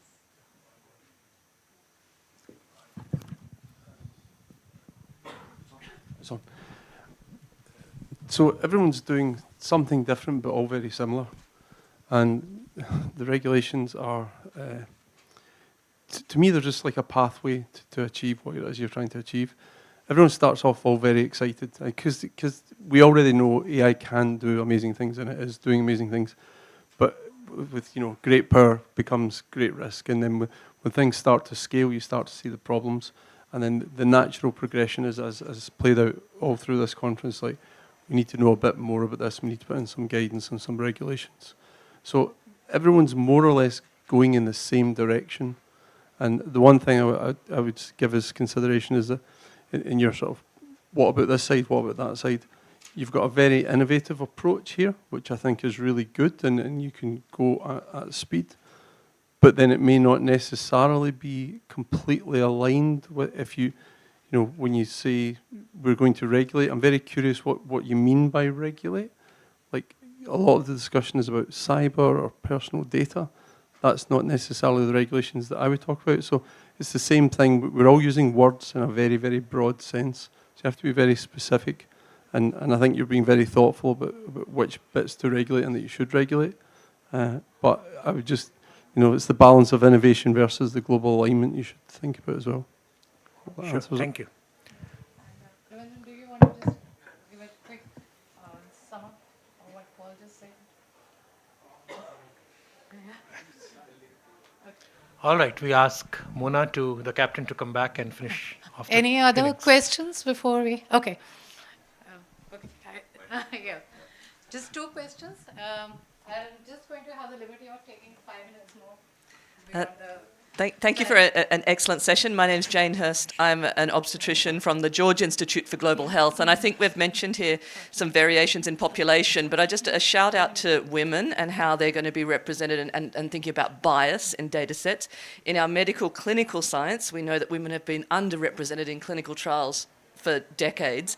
And I just wonder if there's any comments on how we can ensure the data sets are not biased and how we're continuously monitoring that we're not having adverse effects that are going to bias against women or other groups who've been underrepresented in this data going forward. Thank you. Jane, I'll just give you, India is an exception. I'm very proud to say, but let me just say, at the top, at the helm, as of now, all the 3 top positions of AI, the leaders, is with the Indian women. So we have Devjani Ghosh, we have Kavita, who's leading the India AI mission, and I just joined as the director of NIDHR. So a big round of applause to our Indian policymakers. Maybe India can teach the rest of us of the world. We have Kritika, who's going to be leading the COE from AIMS.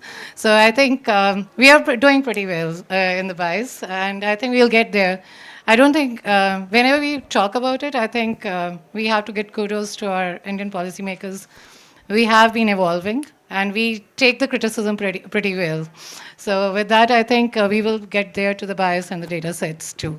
Anybody else wants to answer? I just wanted to add one more thing to that. That it's not only India, but the rest of the world is waking up to that problem, okay? Tinmit Gebru, who was the AI head of Google, okay, when she quit, that was one of the biggest concerns she raised, that the bias is big time out there. But there are policy steps that are being taken across the world, okay, even under Trump administration, which are focused. He's making the job easy. But anyways, jokes apart, but it is happening even under Trump administration that those processes are continuing, okay, and more women-oriented genomic data is coming in. I was talking to Professor Hinton, okay, who's been asked to come and sit on the board to eliminate that bias, okay, and also Dr. Hamilton Smith, who did the whole Human Genome Project, okay, he's been also asked to come in and bring in the genome side of women's side, okay, so that the bias gets reduced. OpenAI is working on it, okay. Satya Nadella is personally overseeing that fact, so things are happening. But yes, that was a very valid concern.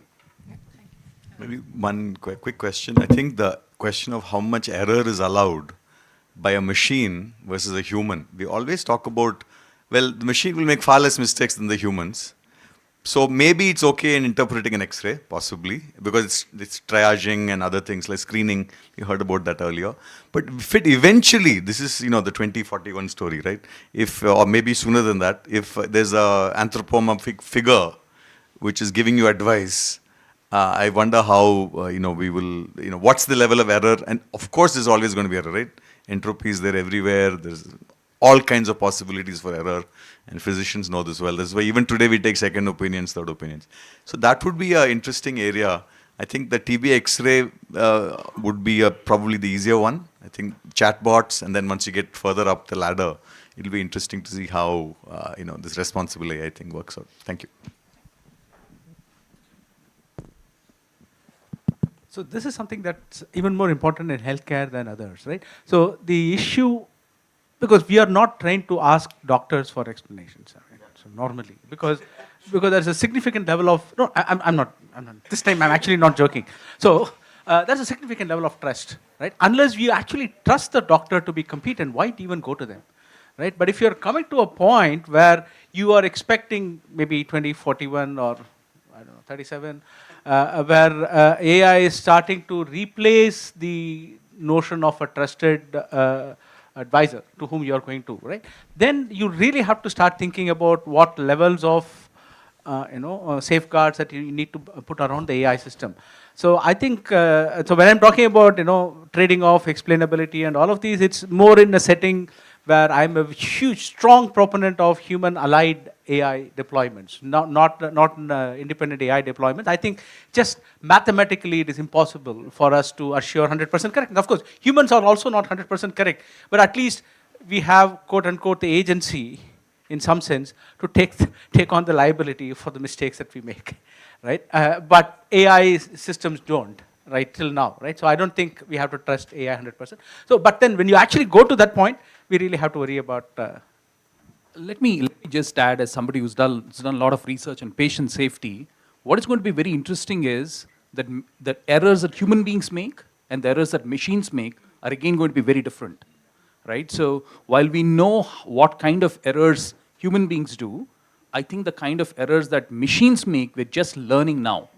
And I think it's plotting what kind of errors do machines make and what kind of machine errors do human beings make. I think there's a lot of work that we need to do on that space. Thank you, everyone. I was asked to sum up, but I think there's a lot of work to be done, and there's very little time. But before I just, me and Anurag have to run to another session, but two things I just wanted to thank everybody who has been on the panel and the team that has been working tirelessly behind the scenes. I think if I start to take the name, it would be impossible, but at least I really want to give a big shout out to Aarti, Resham, Anshul, Devrati, and I think Vishal and Neha and Gaurav and all all the team that has been there. So when I started, everybody was like, I think Anayata is there. Go big shout out to her. Like I think. And I really want to thank all my mentees who came all the way just to show their support. I thank Drishti is there, Ankita is there, Lima is there. So I think if I'm missing out all the names, I will be very sorry to them. But from my side, I think Aradhita, yeah. So sorry, Aradhita. And Anurag has been amazing, and Karthik, I think, when they said, you have to take it up, I said, okay. It started okay, I just have to sit and do nothing. So then slowly when it started to dawn, okay, no, I have to start leading it. It was okay, now it has a time, okay, I have to take on the things. But cutting the story short, I think we have a lot of work. We have the work groups there. People have gotten, and we would encourage people who are interested to be part of the work groups. Please feel free to send it. And I think I forgot Siddhant also, sorry. So he has been with me. I think that's what I said, I might be zoning out now after, this is my 7th panel now. So, but please feel free to send your recommendations, and we look forward to that. When you scan it, we have the email, and please give your suggestions. We are open to it. And anybody who is willing to join, we'll probably screen people if we have a lot of applications, but we are looking forward to have active working groups and have the launch of guidelines by the next year, early next year, at the time of the Global India AI Summit. So we have a target, and I thank all my panelists and everyone here, and look forward to the continued discussion from here. Thank you.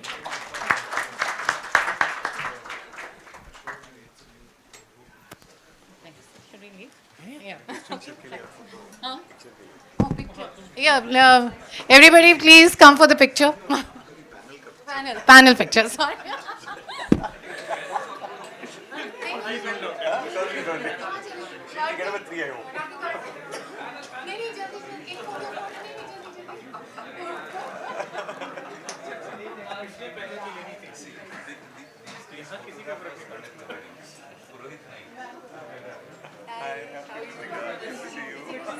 How is life? हाँ? हाँ नहीं नहीं आप जब visual there is a photographer, I'm sure.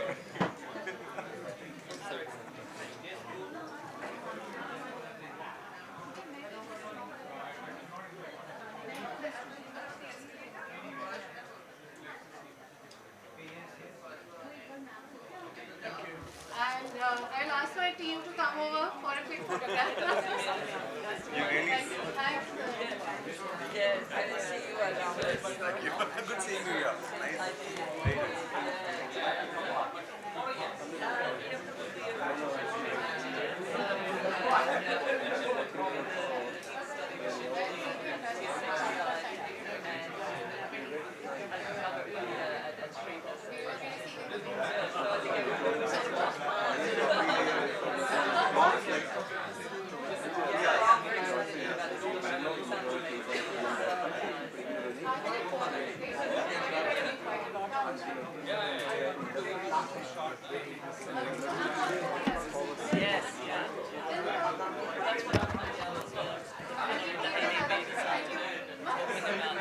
Good morning, everyone. I request you to please move out. Actually, the next session is about to start.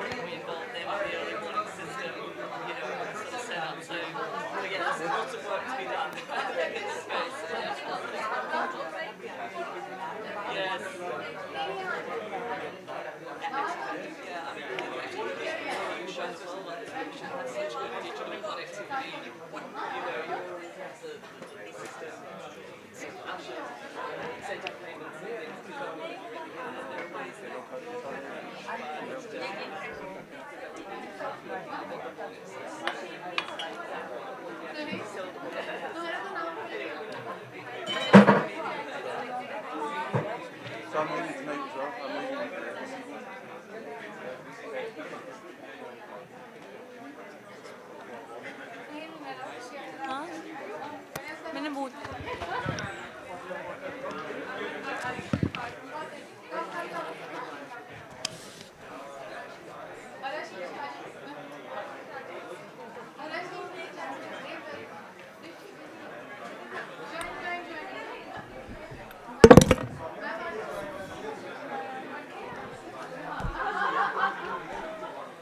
Anybody left? You don't belong to it.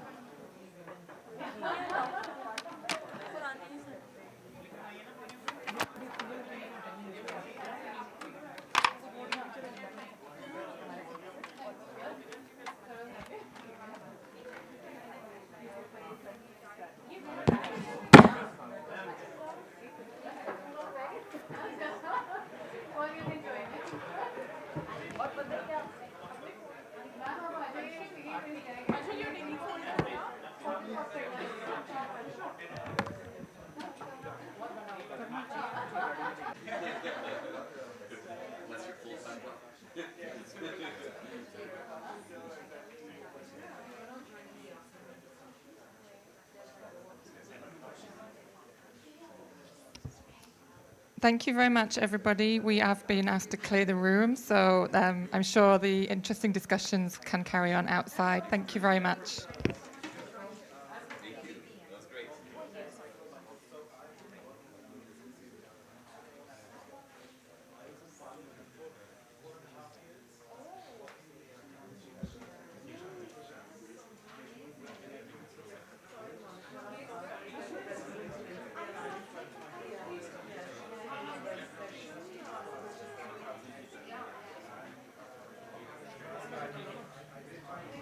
Check.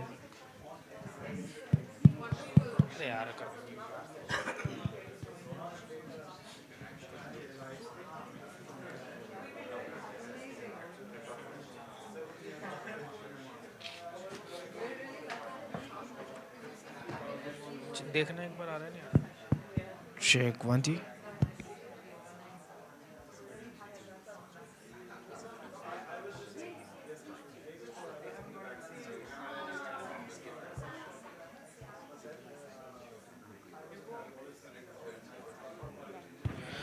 Check 1 2 testing 1 2 3 4 hello mic test 1 2 1 2 Buddy.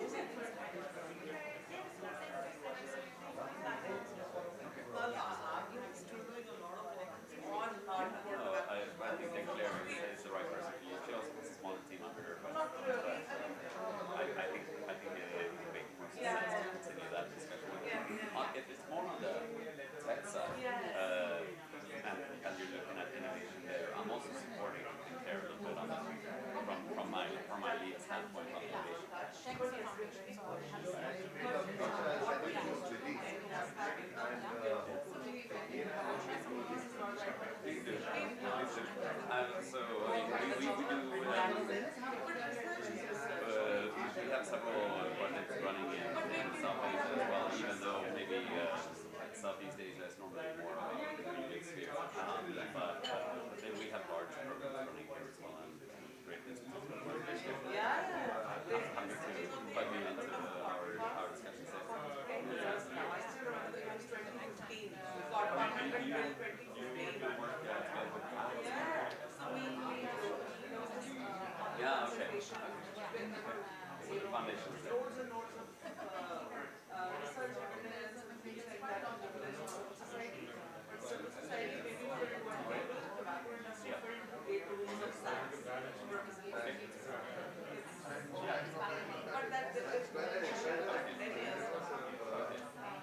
Africa, we normally don't stretch this. We try to be accurate from Singapore. Yeah. Yeah. That makes sense. Yeah. And there, the activation is coming up with a lot.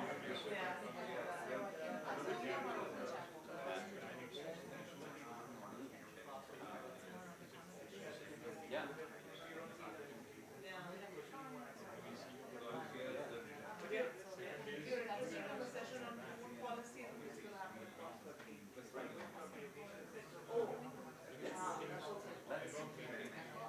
Shall we catch up? Likewise. Sorry, brother. Sorry.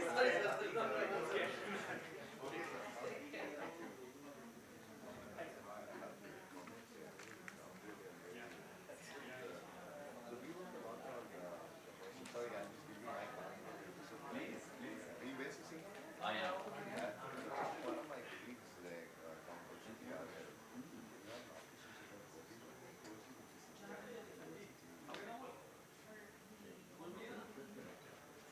No, I lead our work on the animation side, so it's a pretty broad portfolio. So, let's do this. I have, oh no.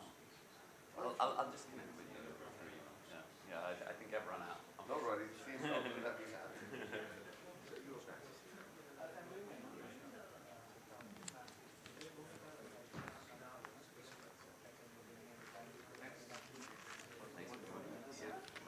Thank you so much.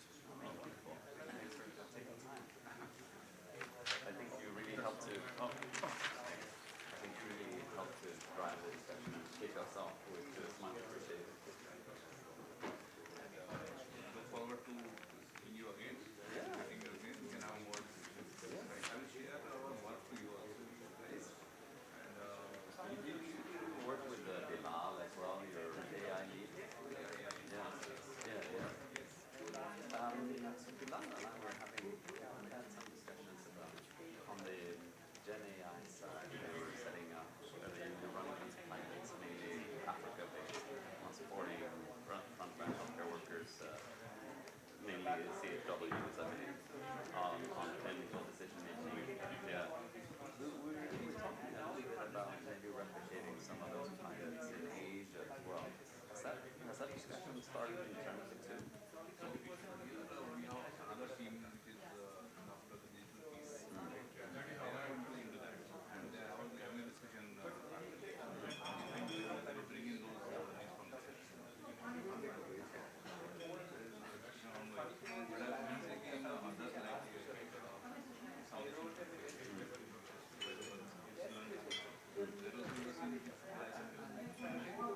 The demand forecasting, many things we are already like demand forecasting is a very important piece of art. Okay, every from the facility level to the local level of facility can they operate in the little quantity by their own. Yeah. This quantity increase. Yeah. Right. This kind of quantity already there. And I think again the patient is learning and they want some pilots. Yeah. If there is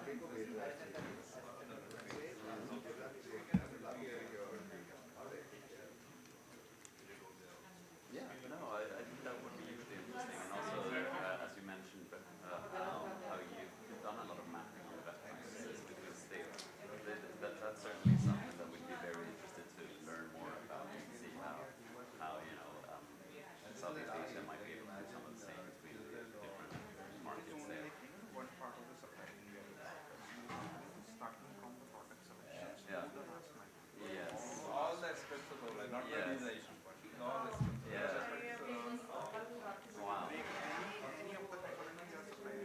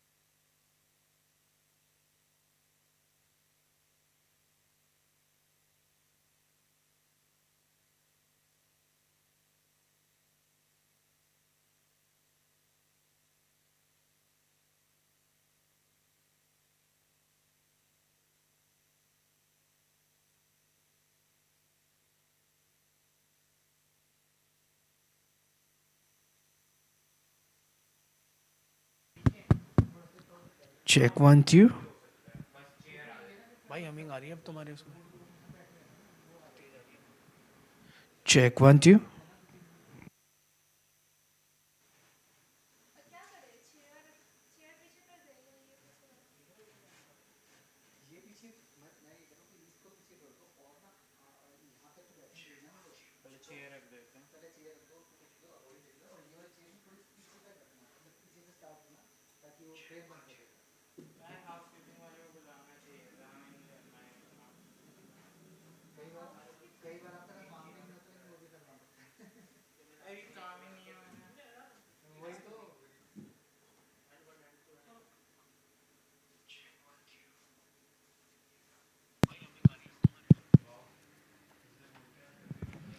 Hello, check 1 2 3 4.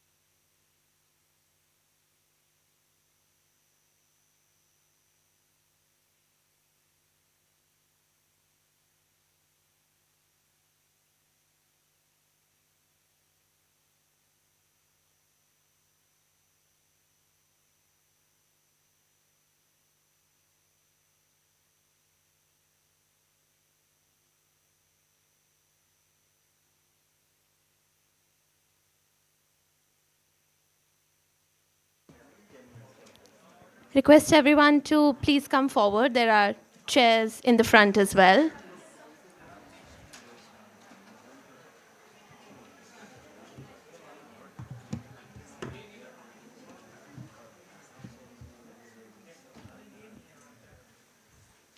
If everyone can please be settled. Thank you so much. Good afternoon, everyone. My name is Sabhimanvi Dua, and I manage projects and communication for public health, precision health platform at Swasti. Some of you might have received relentless emails from me. Sorry for that, and thank you for making it here. Please allow me to welcome all of you to the workshop on strengthening global health security through collaborative surveillance in India, hosted by Swasti, with my pleasure in collaboration with WHO CRO. We hope you were able to attend, some of you were able to attend yesterday's panel discussion on multi-source collaborative surveillance that was hosted by WHO CRO, and we hope to make the next 90 minutes not just insightful but also fun for you. Now I'd like to invite the moderator for today's session, Dr. Angela Chaudhary, who's the CEO of Swasti. She has over 27 years of experience in global public health across South Asia, Southeast Asia, and East Africa. She has led multiple transformative initiatives that translate public health science into community-driven action. One of those initiatives is Precision Health, which she not just designed, but also scaled in 5 cities. Dr. Angela, over to you.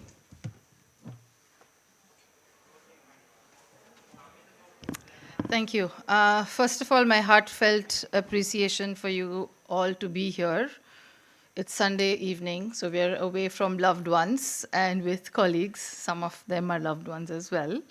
And in freezing rooms, although I'm very grateful that this room is not as freezing as my last room was, and I feel my heart starting to beat again. So that's really good. We intended for this to be a workshop, and it will still be a workshop, but you will hear from us shortly as we start. Also, we have completely changed the method of the workshop, so bear with us as there are a few moving parts because we are quite surprised by the really tiny size of the room.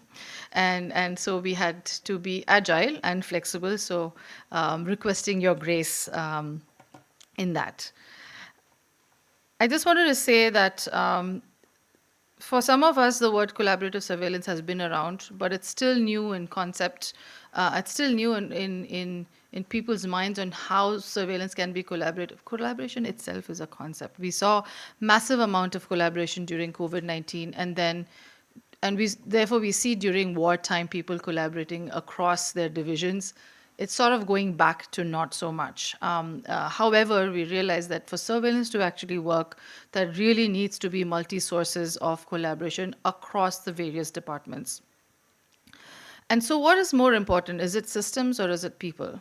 I think it's more people. We saw collaboration where people trusted each other. It didn't matter what system or bureaucracy or what country they were. If they trusted each other, they respected each other, they worked together.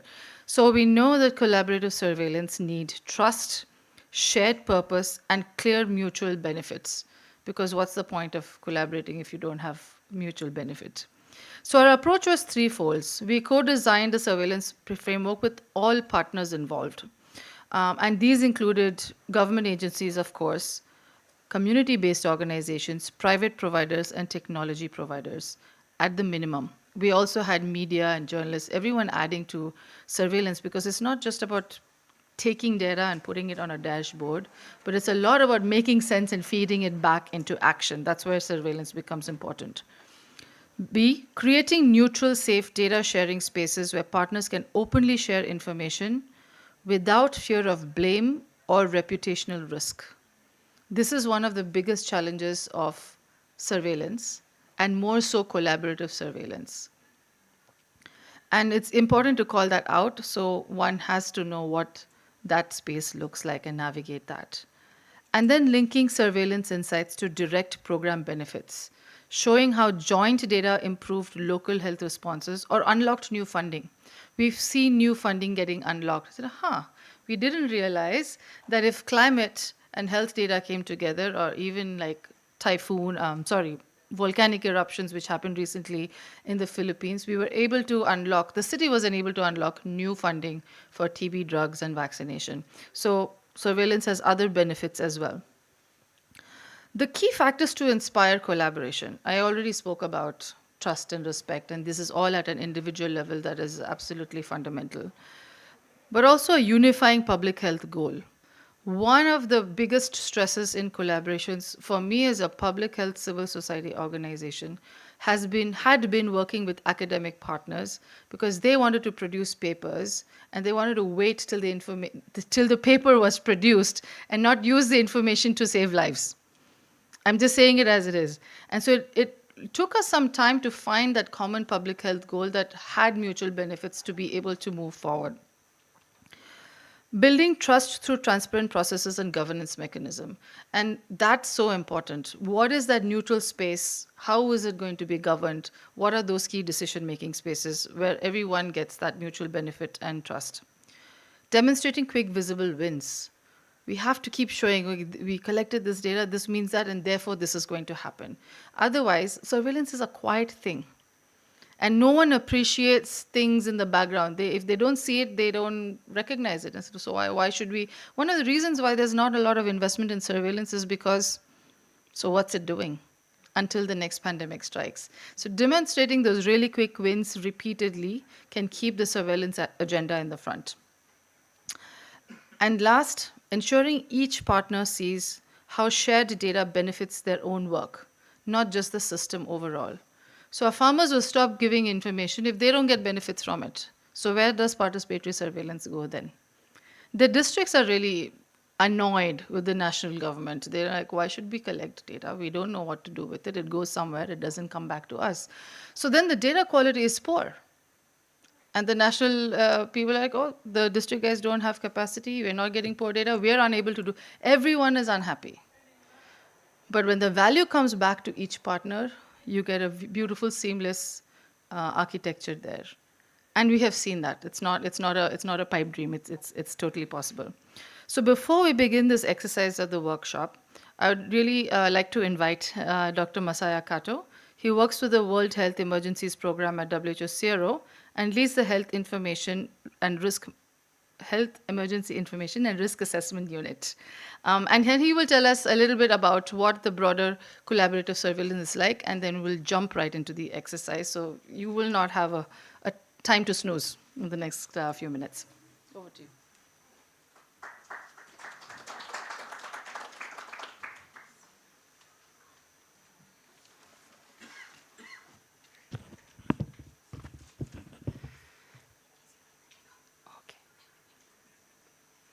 Okay, good afternoon, colleagues. Thank you so much for very inspiring introductions. I think Angela spoke, your talk is very inspiring. I would like to borrow some of the term in my presentation. So, can I start? And then, can I see the monitor here? No? It doesn't show the same screen here, but is it possible? I still see your nice face. I think you have to click something. Okay, oh, okay. Different. Okay, now it works. Okay, let's start. Yeah. Thank you so much.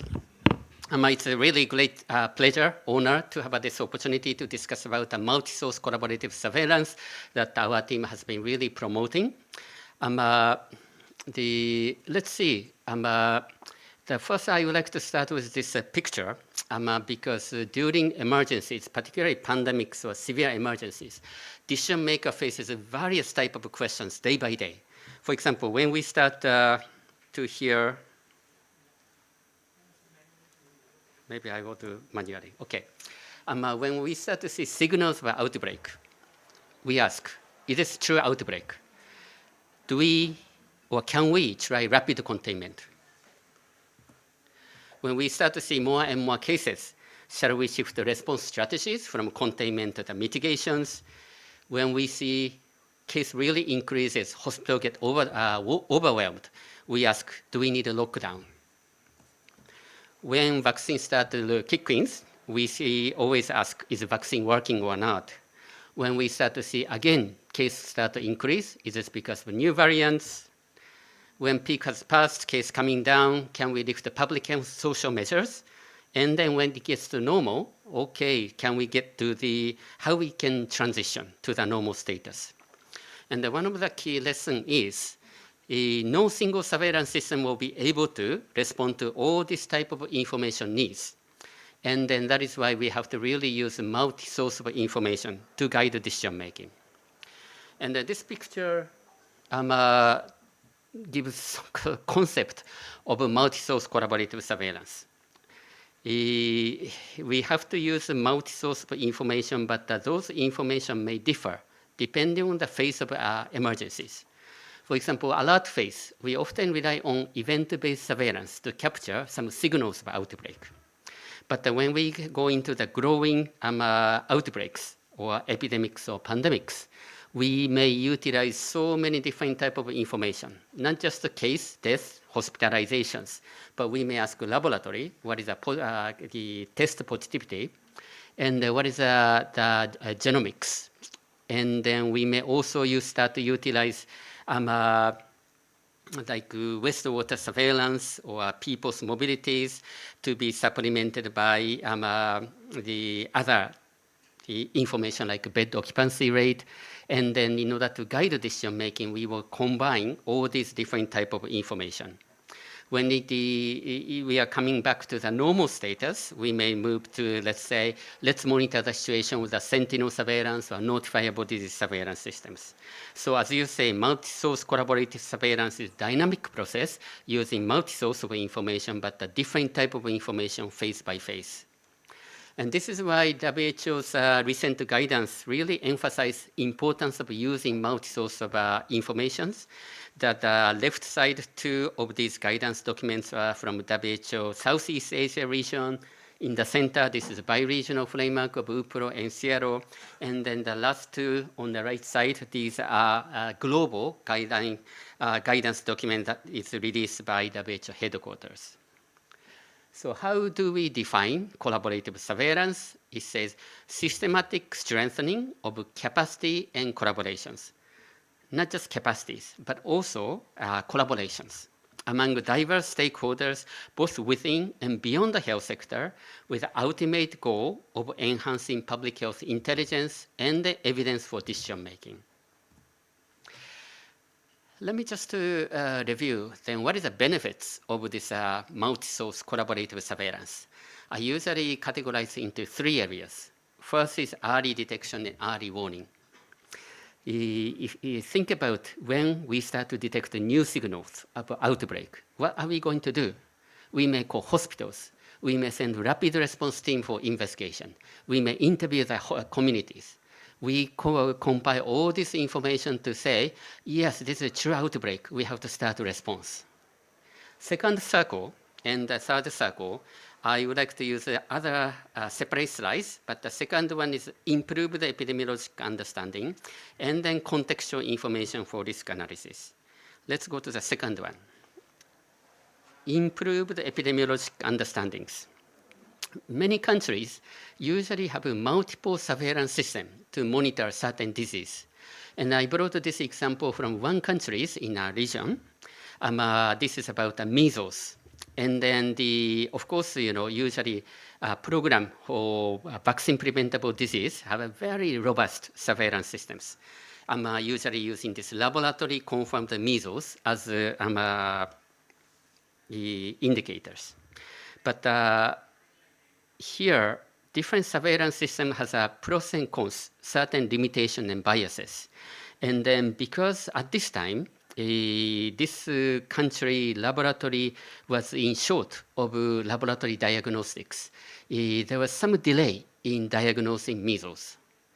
But this country also had a syndromic surveillance as EWAS, early warning and alert and response systems. And as you see, syndromic surveillance system was able to capture when measles case start to increase.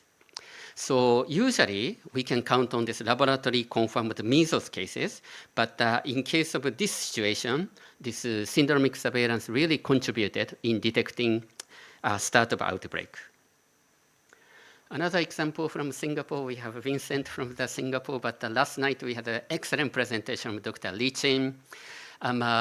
This is a third benefit I would like to highlight, contextual information for risk analysis.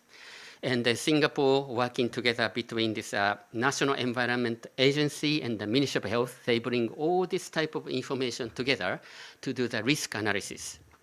So first is, of course, number of the cases, but this is combined with the serotype from laboratories, vector surveillance, and the weather for the climate data, like rainfall and temperatures and humidities.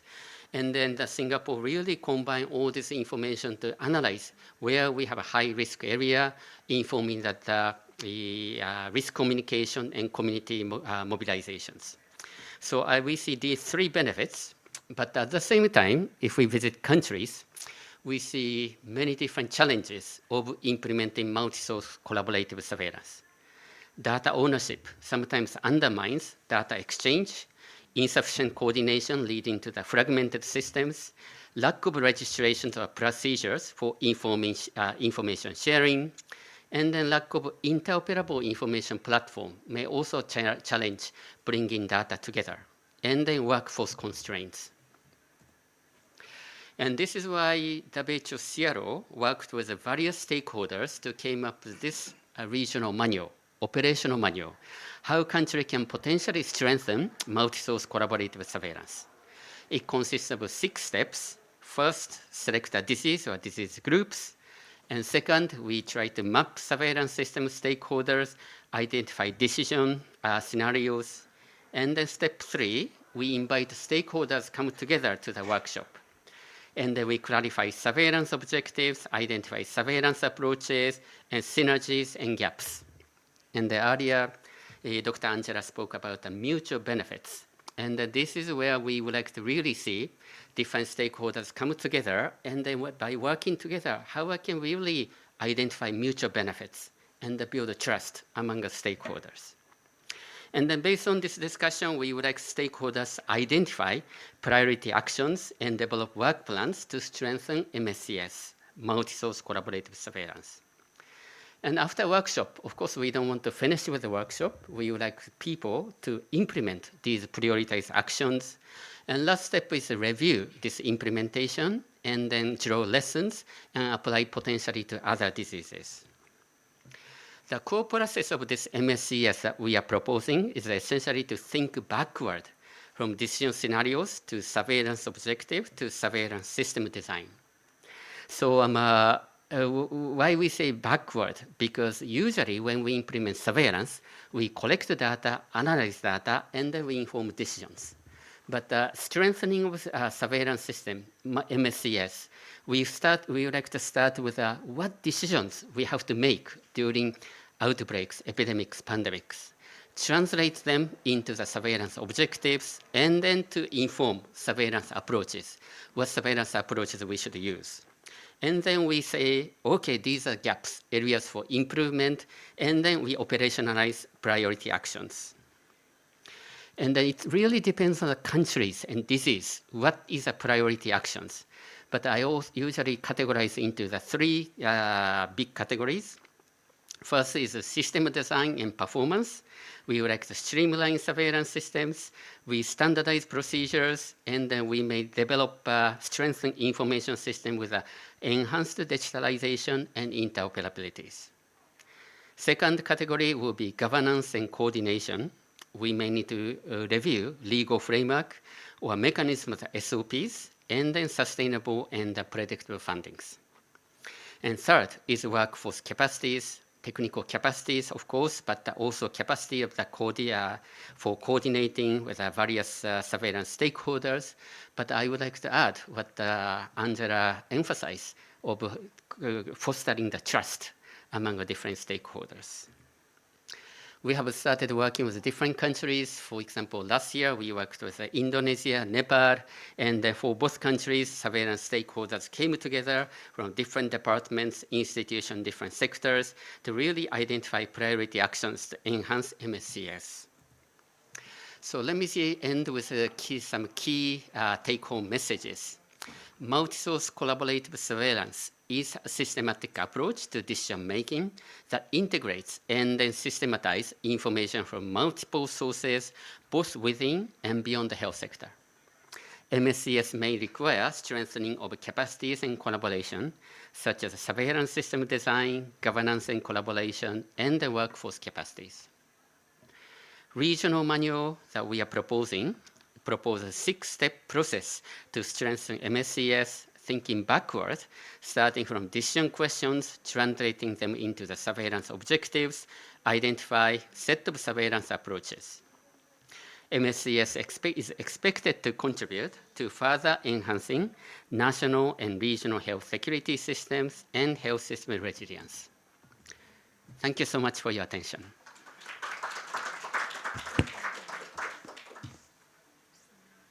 Okay.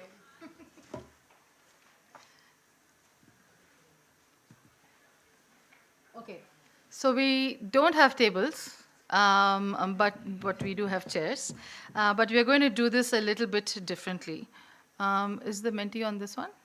Okay. Okay. First to say that these are our groups as in we have 2 co-chairs for each area: dengue, avian, heat, and air quality. Dengue co-chairs, if you could just stand up and wave to the crowd.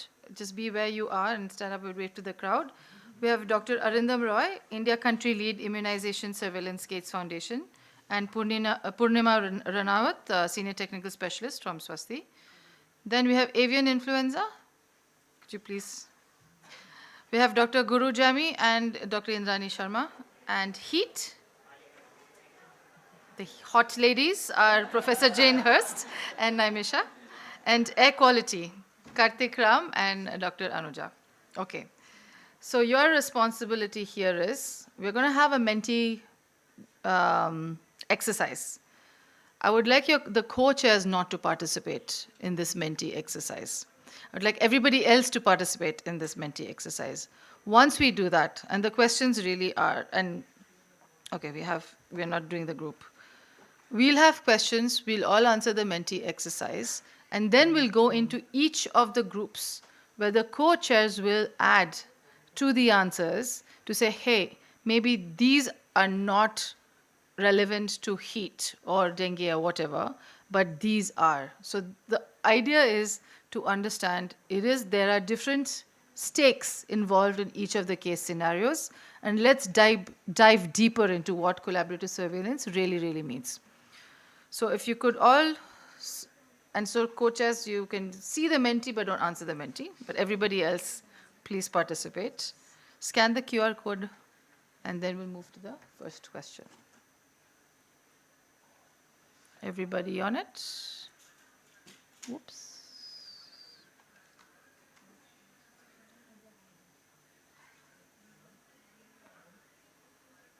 Can I move? Hands up if you're not on Menti yet. Okay, everyone's on Menti. Okay.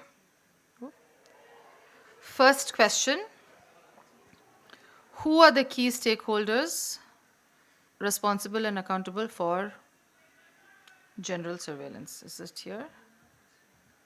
Do you have the Menti deck? The Menti deck. Oh, it's something else on my screen and something else on yours.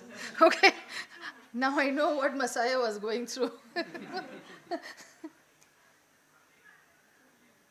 Who should be involved?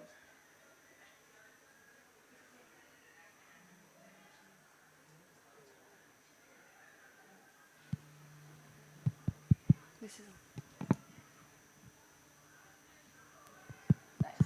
Yeah. Oh, sorry. Thanks.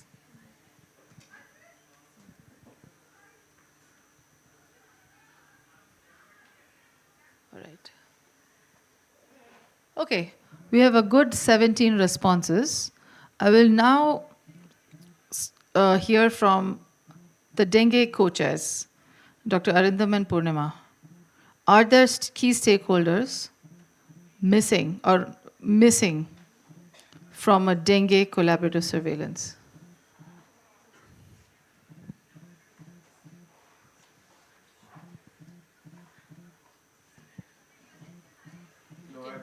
I really. And maybe you could introduce some of your work first before you start. That would be great. Thank you. Is that mic okay? Yeah, it's okay. No, I really, appreciate your agility. And surveillance needs that kind of flexible, adaptive approach, right? Because health itself is a complex adaptive system, and you need to accommodate all those complexities. Okay, time is too short, 30 minutes for 4 case studies. So I think more or less most of the stakeholders are covered here. I think other panelists and people in the room probably would agree. I'm not seeing explicitly mentioning about any data system people there, because they would be very, there are? Okay. Okay, data folks. Okay. Then I stand corrected. Okay. Are we seeing any entomologist? There is there? Okay. It's more. I'm realizing this is more of an eye test than epidemiology test.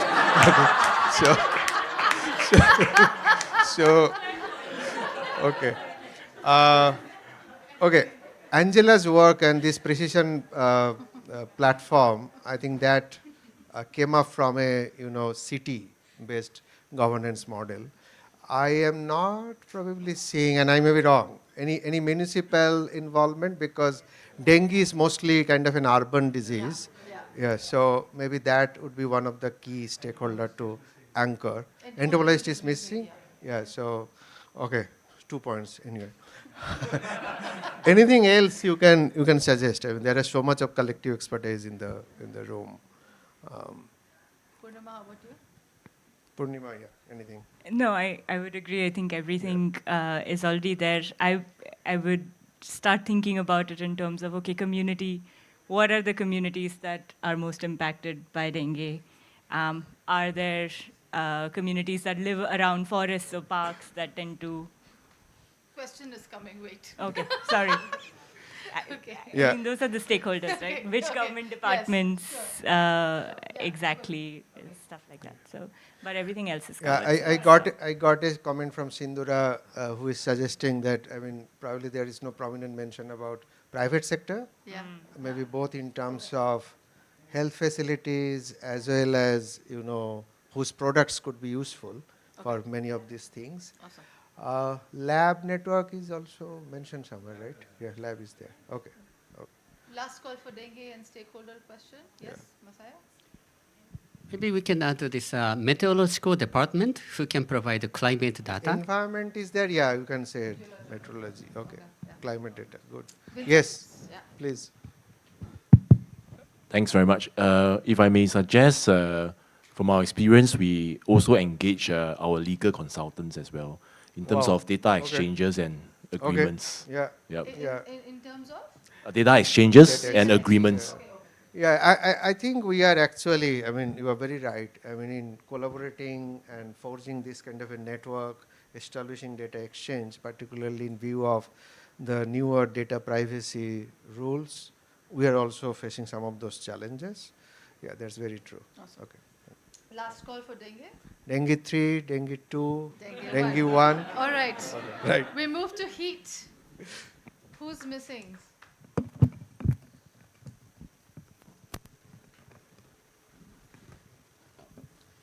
Do I need to stand? I can do it from city. So, I mean, I think obviously there's a lot of crossover here, but I couldn't see the sort of meteorological agencies and things there, which would be fairly crucial for forecasting and early warning for heat. But a lot of crossover. I guess along the lines of private sector, I would have thought if we're thinking heat and health, private hospitals and private providers, because they're like a very large part of the health system, as well as the government health system and things that are there, so how they're communicated to as well. I don't know. Thanks, Dr. Jane. It says all national agencies, so I suppose they've just covered everything there, but if we had to flag... Someone was smart.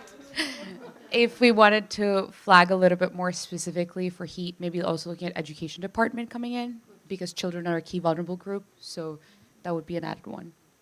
And the other thing would be the aged care sector, because we know elder members of our community are particularly vulnerable to heat, so and also infants and young children, so services catering to extremes of age group, and pregnant women, which I was put in. Yeah. So being an obstetrician, yeah, so it has to come in somewhere. Yes. All right. Anyone? Yes. It basically gets covered in all the departments and all the government. introduce But yourself? yeah, I'm Dr. Jami. I'm from World Bank. So I think I agree to all the points. It covers under all the departments. But two key things that I was thinking was, one was the urban department, especially with the heat, specifically looking at urban planning and also in terms of heat solutions in the urban areas with the heat island effect, something like that. That can be thought about. Probably it's covered in the government. The second thing is also transport department. That is something that I would sort of probably have it there for multiple reasons. Can you explain that? The reason is because one is with the heat islands and the urban cooling mechanisms that happen. Many a times, public transport actually plays a major role in that. If you reduce the number of vehicles on the road, and then if you are actually urban planning and transport, if they have the specific routes and ensure that there is vegetation on the different routes and plan the transportation in such a way, there are certain cases that they're looking at both urban and transportation together in terms of that. Yeah, and But, just adding to it, sorry, I think the heat folks are very excited, whoever they are in the room. Transportation also, because a lot of the vulnerable populations that typically are extremely exposed to heat are the ones that are using public transportation. So ensuring that they are getting the kind of cool spacing. But in the same lines, there's water and sanitation, there is, yeah, so there's, it's all categorized under all national agencies, but I think we really mean, from the heat lens, all agencies, right? So.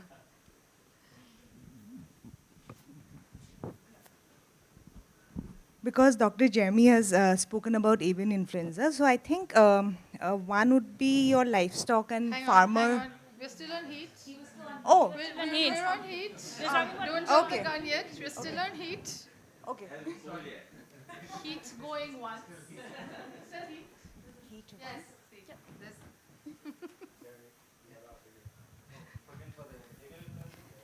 Hello everyone, my name is Archita. I'll just finish my heat question and I'll take full credit for all national agencies.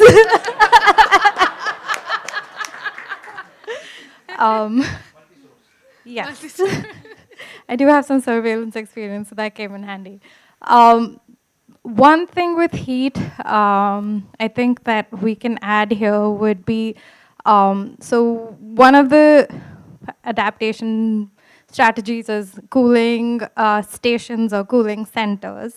And the coordination for that is quite, it needs to be, a lot of preparedness effort has to go in there before a heat event happens. So you'd have to communicate with your local health departments, your local emergency operators, your libraries, your parks agencies, maybe there are community pools, malls.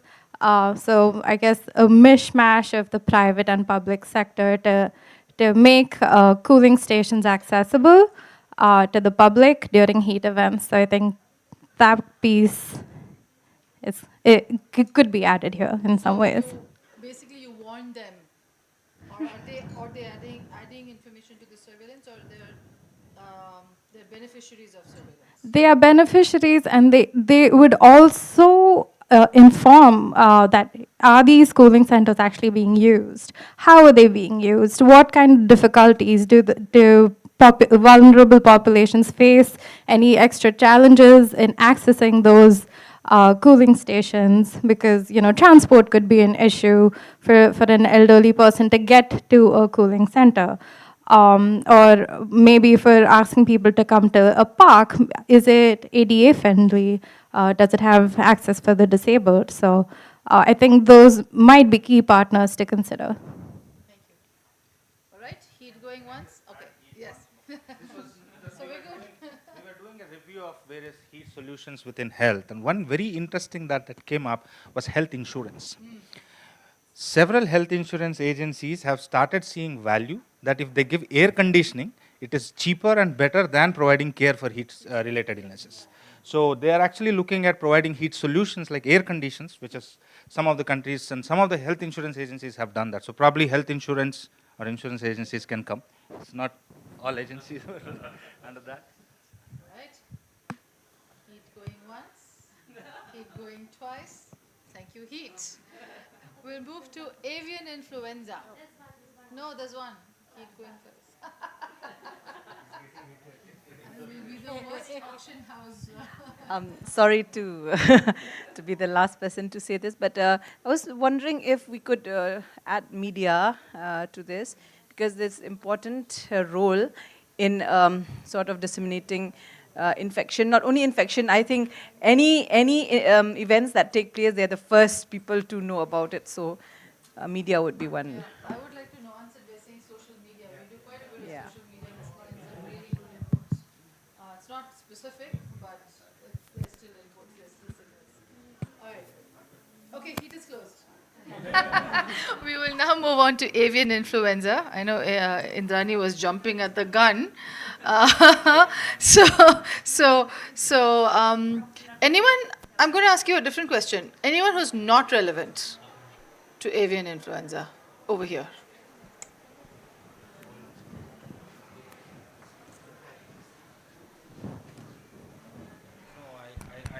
I don't think there is anyone who is not relevant here at the Or less relevant?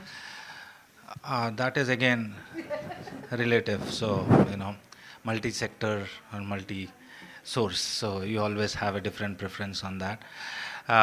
But yeah, I don't think I have anything. Authorities? No, that's very important. Very Can important. you explain?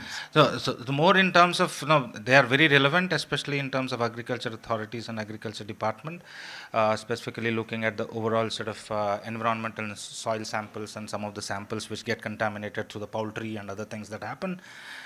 Especially with avian influenza, you will also have to be very cautious because of the movement of birds over the farms and fields.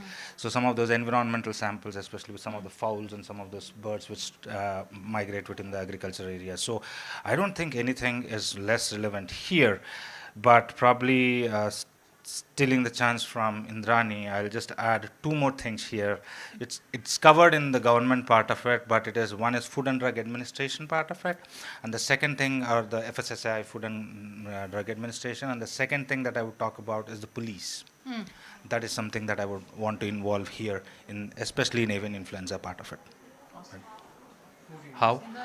Yeah, food industry. Yeah, food industry. Yes, food industry for sure. Police, how? Yeah, so see the thing, especially with avian influenza is, especially when you start culling the poultry, they try to sort of, stop it, and because that's the livelihood. And many times what happens is you want to limit the movement of those infected poultry from that region to another region. And most of the poultry will not be consumed in the same region, it will transmit. Right, so I'll give a very classic example. Just the last month, there were there was a story in there. Yeah, there were more than, I would say, 3 to 4 million poultry culled in just 2 districts of one of the states. I will not name the state. Right. Just 2 districts, but that impacted the poultry transmission, the poultry consumption across 4 states. Right, police didn't come into the picture, but the FDA actually came into the picture along with health authorities. The communities then said that, okay, we will cull them. We will sort of, make sure that they are disposed properly, but we will not send these infected things out. But then police is required when you have to stop transportation. You have to check whether you have a certificate saying that this has been tested and it is not infected, going out for sale, out for that. So that's what it is. And I think he would surely talk about the Singapore's experience, especially on the avian influenza and the way that they have put up this whole quality testing measures in terms of the export and import of poultry to Singapore is another classical example. But I'll stop here. No, I totally agree with Dr. Jemmy. I think just one thing which is missing is associations like livestock and farmer and the poultry traders. So that is something which is very particular to avian influenza. So yeah, I think that's from my end. Great. Going once? Yes. It may be covered, but to be more explicit, I think wastewater plays a critical role in the coming time. So maybe we can be a little bit more explicit in spelling out wastewater. Super. I agree. We're actually doing that. But I didn't want to mention it. Super. All right. Going once, going twice. All right. Air quality. Who's irrelevant? Who's relevant? Who's missing?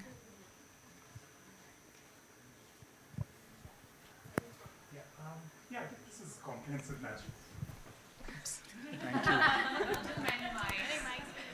Yeah, it's a lot of mics to say everything's been covered, but no, really, I think we're going last, so most of it's covered. I think the one thing that might be relevant, not so much in India, is networks of low-cost sensors. Like that would be interesting to look at over here. Apart from that, we'll just add a little bit of specificity to some of the points, right? So, like for instance, like I think somebody brought up meteorologists, extremely important. Pollution Control Board, of course, and then again we'd have added hospitals to this for sure, schools and the transport department. But again, I think Sir has already shared the reasons, so all good. Who monitors those sensors?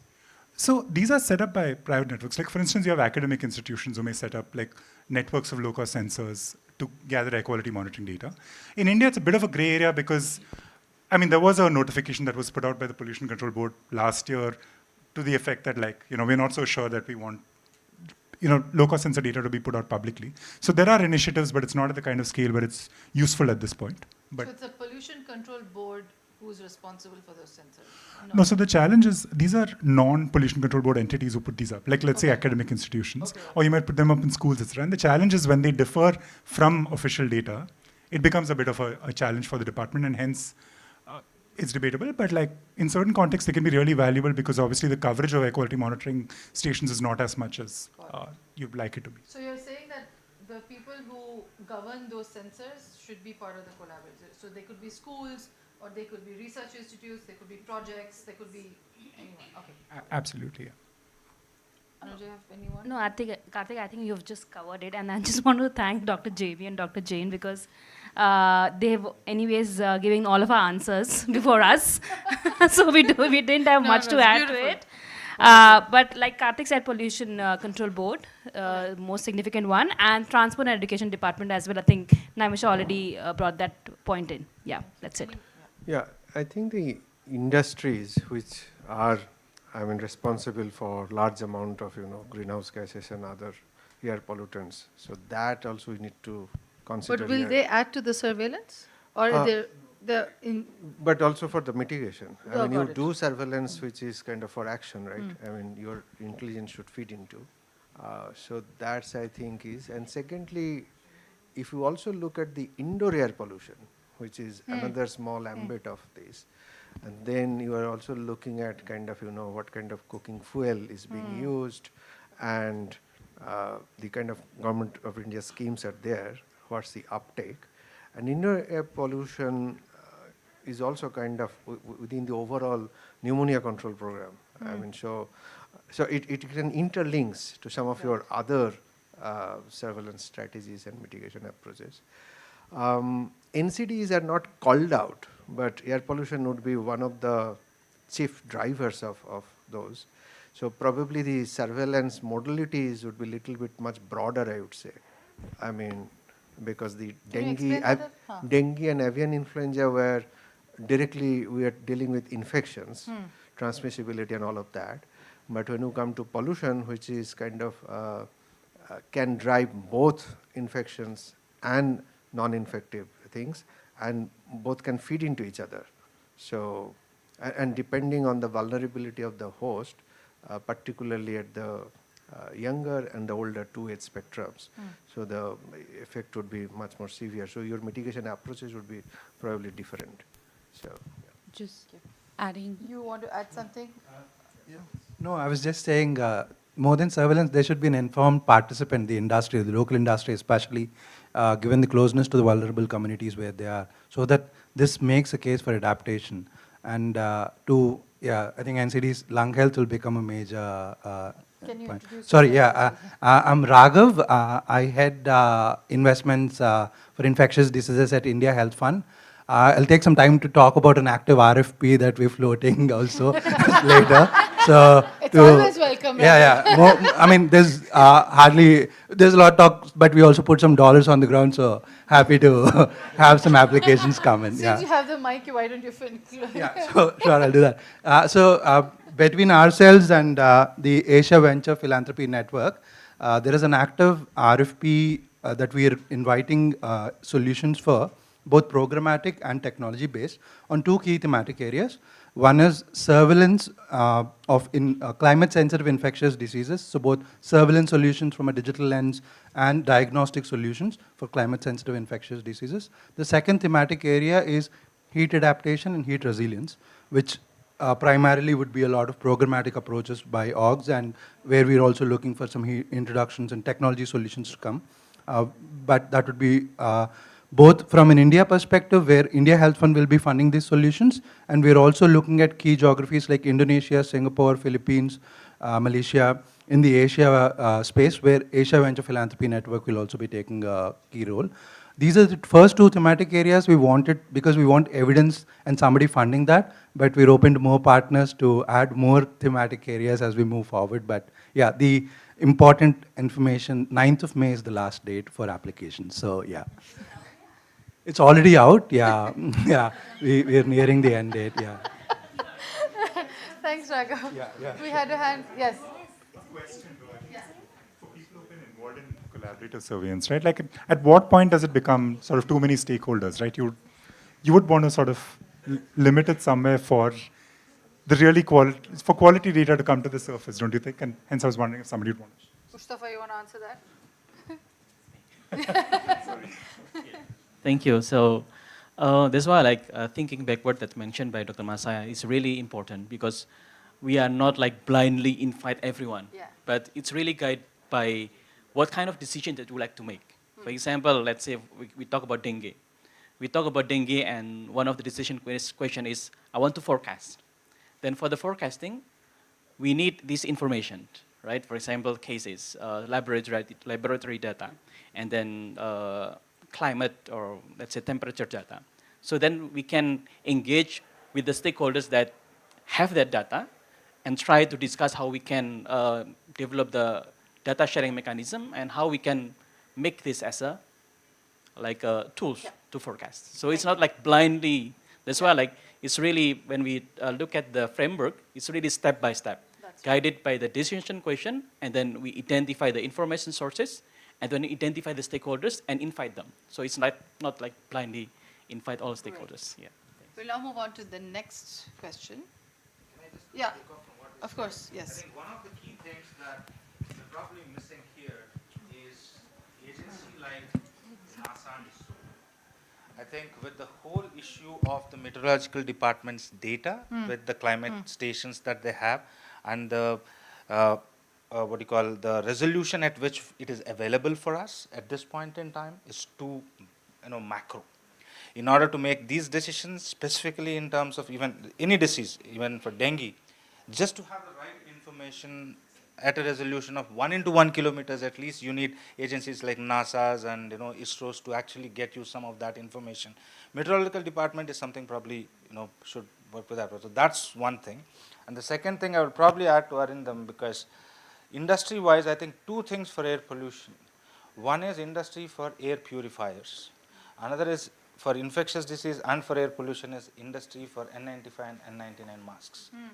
That's going to be very critical as we move ahead, both for air pollution and infectious diseases, especially the masks part of it. And that's a medical countermeasure again. So, somewhere down the line, I think that should be called out specifically for, decisions to be taken in terms of intervention. I'll stop here. And also just to add online, based on the experience that we know that we will invite them and then ask them to share the information or data. Let's say as scientists, we always like, okay, the data is not good, the quality is not good, but please bear with that.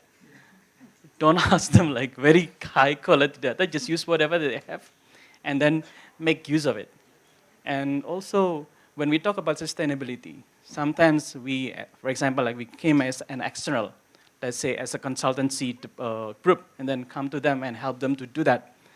And we need to also think about sustainability. So make it as simple as possible. You know, one question that came to us during our exercise in last year with the meteorology department, we provide quite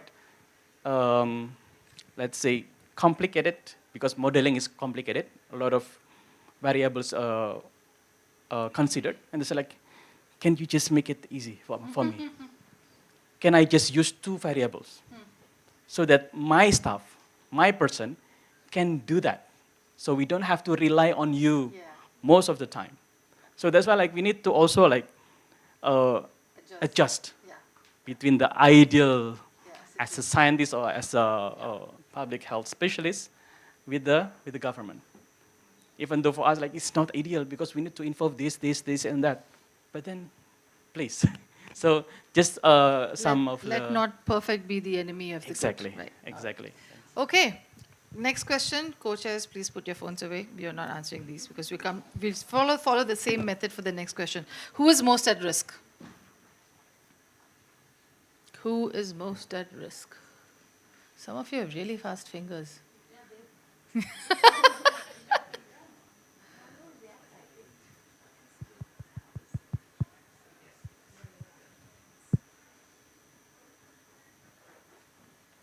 Any more coming? Hey, all of the government and marginalized groups will not fly.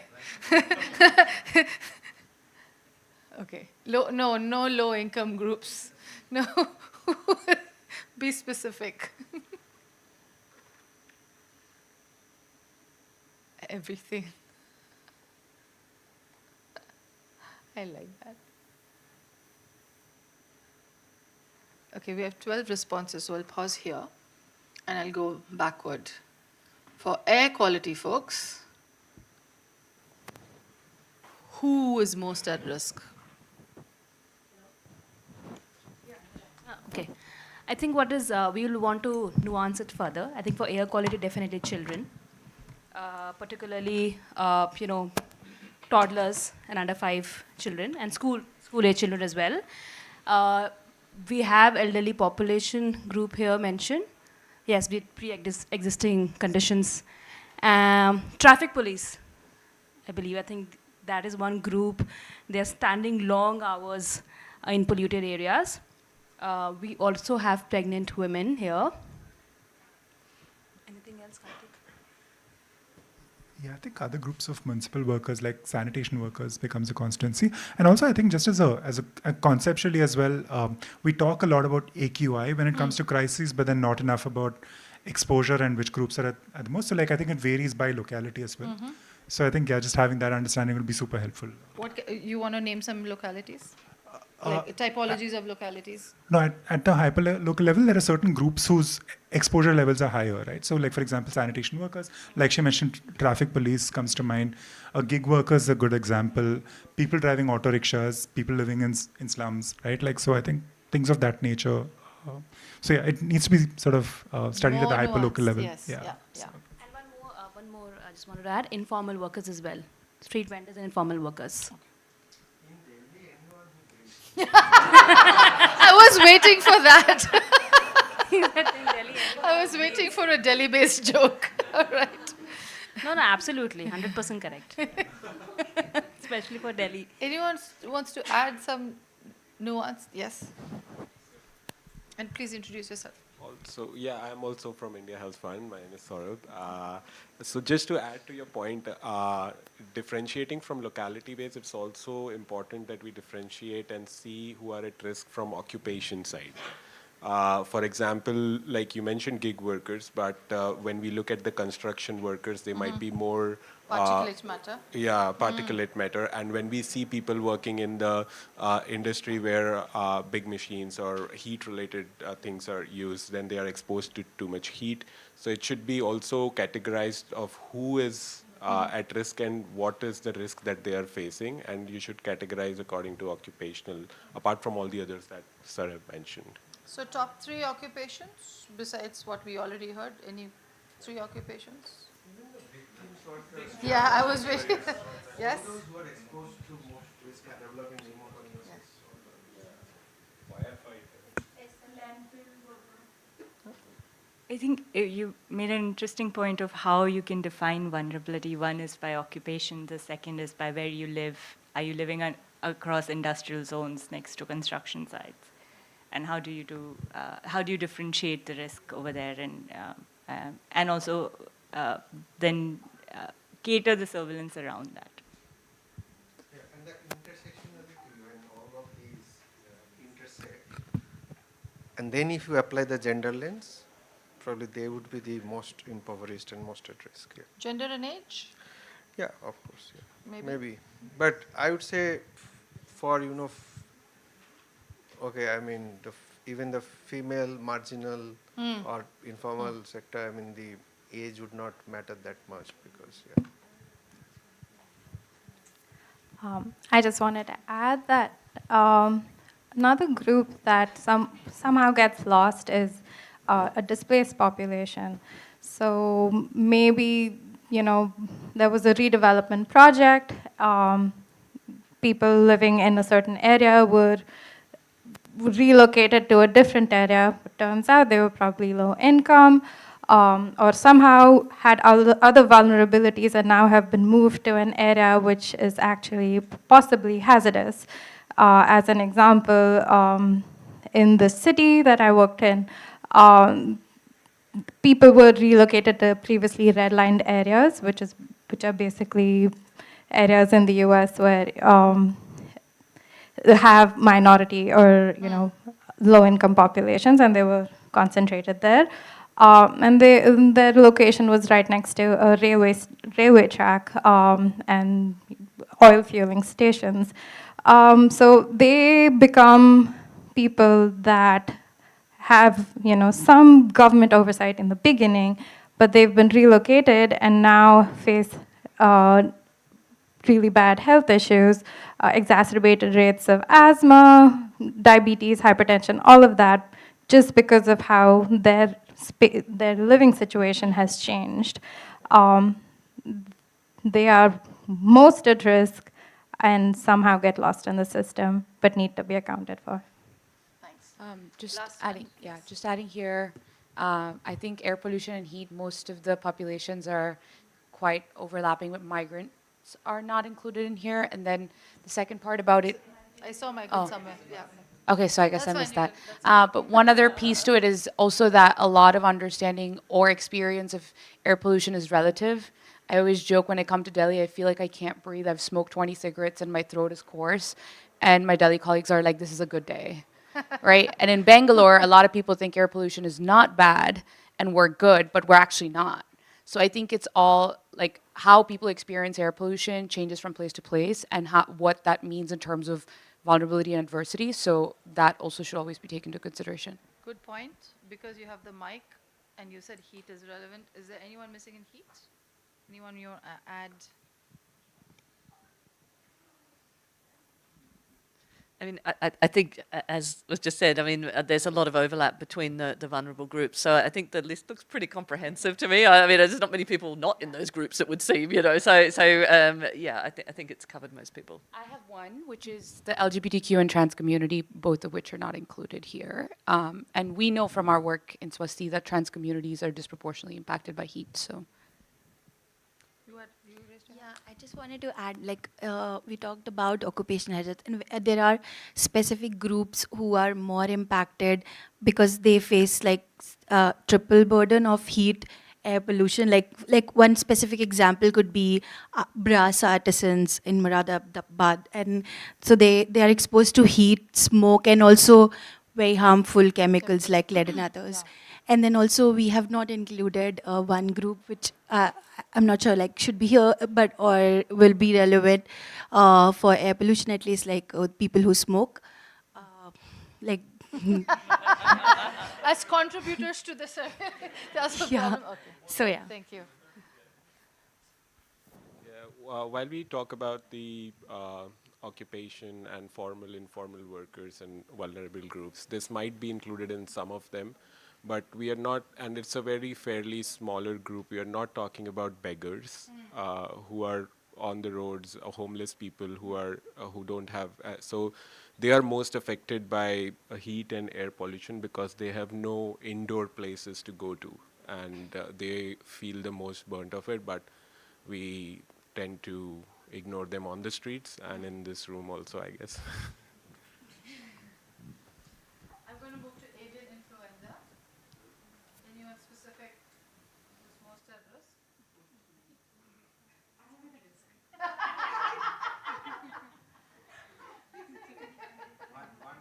One group I think probably that is missing here would be the people working in the wet market, slaughterhouse. Some of those people will be very clear. Agriculture, yeah. Farmers, agriculture, poultry work. Livestock workers was mentioned, but more in terms of slaughterhouses and wet markets is something that you need to have a very focus, especially with influenza-like illness. I don't see frontline workers who are moving from, it's there somewhere, I don't know. Specifically Yeah. with avian influenza, can you explain that? So that everyone's educated. Yeah. So that until unless they are well prepared to protect themselves, but any surveillance that they do, syndromic surveillance for ILI and SARI, that if they go in, they are the most vulnerable people. And then health workers per se in the facilities and also in the community are very prone for getting infection. Would you say the food, the people who prepare the food also would be at Food preparers. Dengue. Oh, sorry. So it's a very specific line of people that affect avian influenza, right? Dengue. Specificities, specific ones, yeah. No, I mean, there is, at the center of the screen, there is an important group, students. I probably would not have considered them as a really, high-risk group, but yesterday, Dr. Rajesh Pandey was there. You were there, right? Yeah. So he mentioned a very nice anecdote.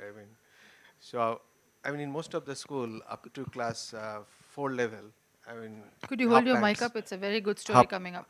Half pants, and only from class 5 they are allowed to wear full pants, and that makes them actually the 1 to 4 makes them the high-risk group. Particularly in settings where high endemic for dengue. Yeah, so mostly I think would be the people who reside close to the mosquito breeding sites, densely populated. Those would be at high risk. So I think somewhere it is covered. Maybe slum dwellers would be more appropriate. And in the season, as it's a vector-borne, even high-rise societies are also not immune.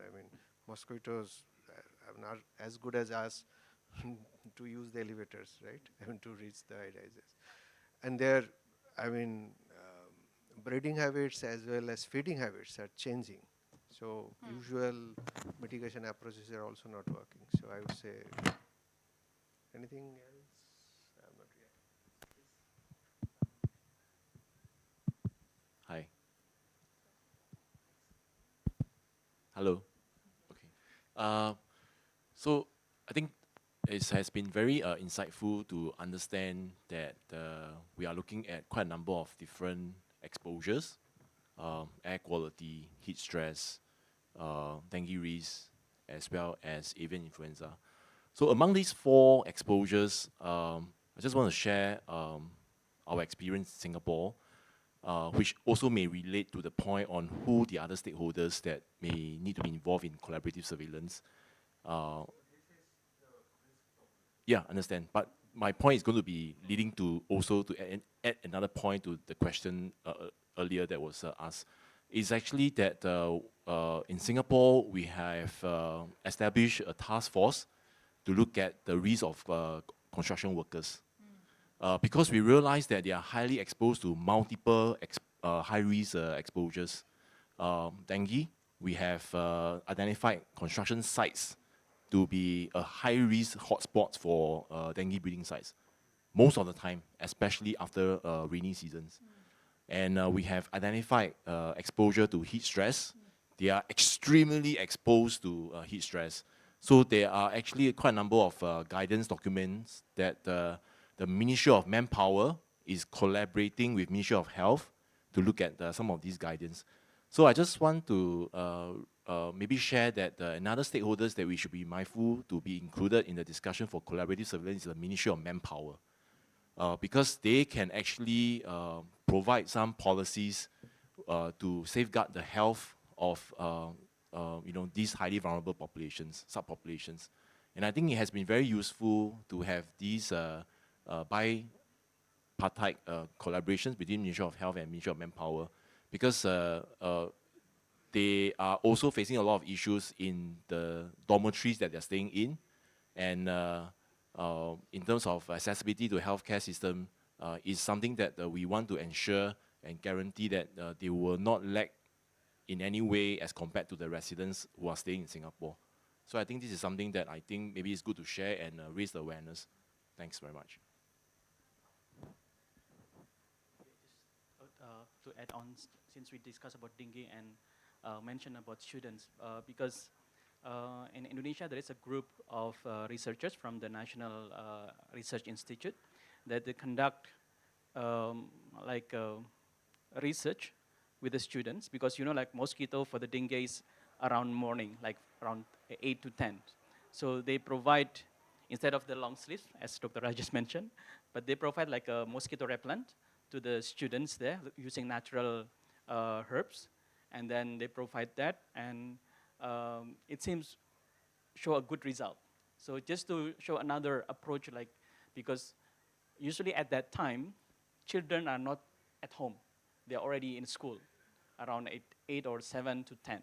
And then that's why like the intervention should also be conducted at the school level. And one of it is like providing, the one that's being conducted by the research, this group is to provide just like the soap for the COVID-19, they provide like a mosquito repellent and should show quite good results. So just to give some idea. Thanks. Thanks. And I was just going to circle back a little bit to the heat risk. I had I'm reflecting on what's here. One area that hasn't been touched on really is sports people and athletes and those who go to watch them. I mean, I think we've all seen examples, when watch the Olympics when the poor marathon runners are just collapsing because it's like 36 degrees or something. And so, they're also, whilst they're probably some of the fittest people in our society, can be vulnerable if put in those situations. Marathon runner. You're a marathon runner, yes. Well, there's a study in Singapore on that, but actually that's true even for air pollution. There was recently a study done in California in the US on the group that's most exposed to air pollution after a forest fire, and it's not children, it's not elderly, it's the runners. They're out there running for, as my boss always asks me, for what reason, I don't know, but they're running, right? And because of that, They're chasing. yeah, when I finished my marathon, and I told my boss I ran 42 kilometers, his first question was why, right? So essentially the same reason holds true for runners and air pollution, but they're a highly risk group. No, on the same line, I mean, one statutory warning for the tourists who are first time coming to Delhi and like to enjoy the open light and sound show at Lal Killa. I mean, that's a dengue hotspot, I would say. And the show is excellent, but if you can actually survive there for more than half an hour. Okay, I have one learning question for Singapore thing. I saw yesterday in the Singapore's very nice presentation, the hotspot mapping, kind of traffic color on the, by dengue incidents or something. Do you provide some kind of, because if this is known to the public, and if I'm buying a house in a red color dengue zone, will I get, discount on my interest rate or something? There has to be some incentive in urban planning, right? Actually, this discussion came up in another conference, but Vincent, you want to answer that, perhaps, maybe? Thanks very much for the interesting question. By the way, the short answer is Singapore is very small, and the risk of dengue in Singapore is like, almost the whole of Singapore. Oh, So if you ask me if there's any statistically significant difference between sustained hotspots and non-sustained hotspots, there may be some areas that have higher risk of sustained hotspots.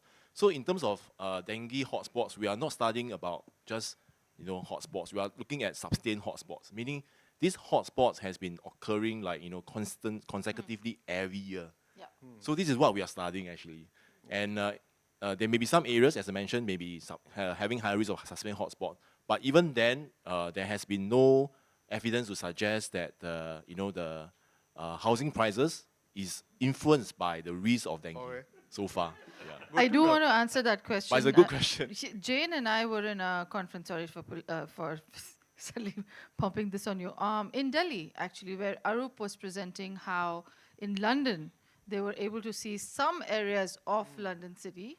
I think London is smaller or bigger than Singapore, but they were able to say that there were some places where they sustained hotspots, and the real estate prices and of those areas were actually getting affected, and there was some governance and information issues. Do you remember that? It may also relate to the fact that in more affluent areas there are normally more trees as well. So you know, it's there's more density of people and things in the less affluent areas where the hotspots are. So I think for heat there's probably a bi-directional relationship. But, okay, just one last point on dengue. So maybe, I mean, we may also flip the question about the at-risk population when you like to introduce dengue vaccine, because that probably would require separate consideration of your endemicity thresholds by WHO. I'm not going into the details because of the AD risk still there with some of these approved vaccine. So you'll have to consider whether before going for a dengue vaccine introduction, what's the endemicity that your city or particular region is in. So, yeah. Thanks, John. I'm going to move to the last question, and then we'll move to the last question, and then we will do a learning. So, Masaya already presented some key decision questions, and I don't know if you remember those, but now this is open to all, including the co-chairs. So be specific in your questions. Be very, very specific in your questions. What might those key decisions be? And maybe some of you can wear the hat of a municipal commissioner. So as a municipal commissioner, my key decision would be, as a so-and-so, my key decision question would be. So place yourself in that key decision, so we know it's not like a apple pie and motherhood, like am I going to have a good day today? But place yourself, who you are and what a key decision question may be. And this is all of room.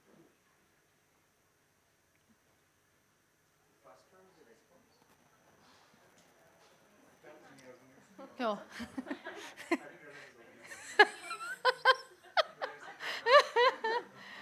Please, when you're asking a question, say who you are, who's asking the question, because we need to know who the key decision maker is and what that key decision question is. Just go to menti.com and use that code.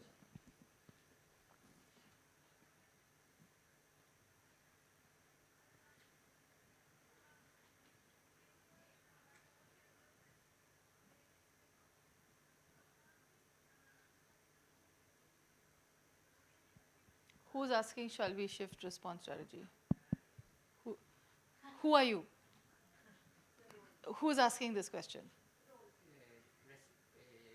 Let's say incident response manager. Okay.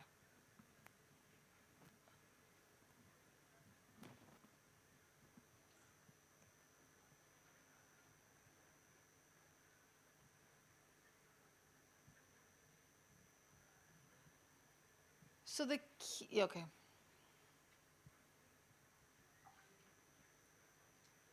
Good questions.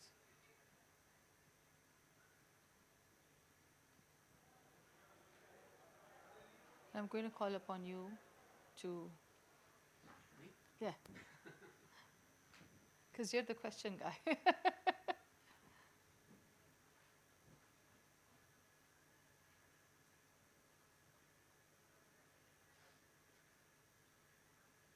Good.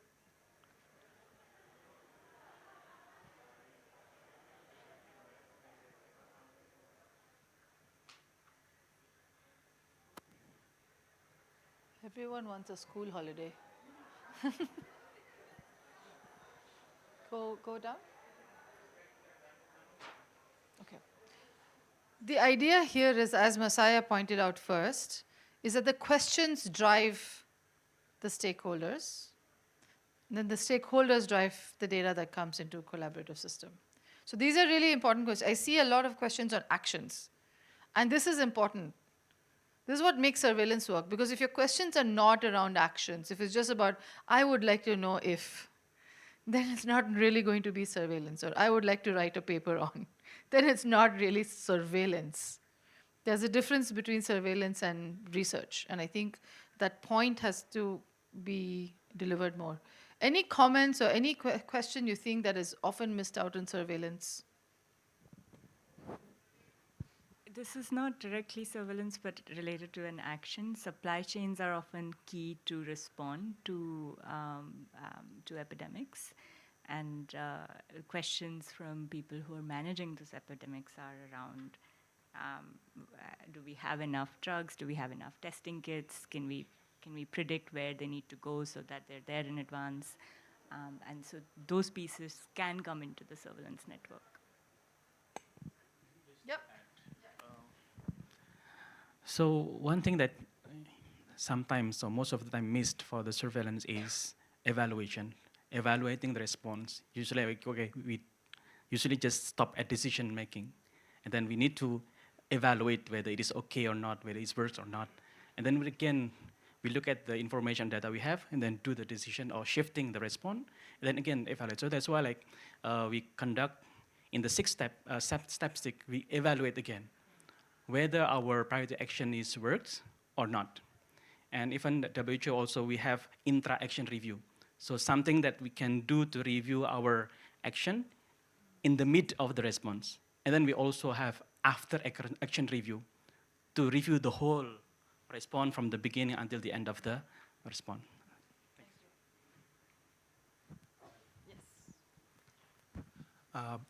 Yeah, I think this is from our experience so far, and sometimes the efforts in surveillance do not see the advances being made at the adaptation lens.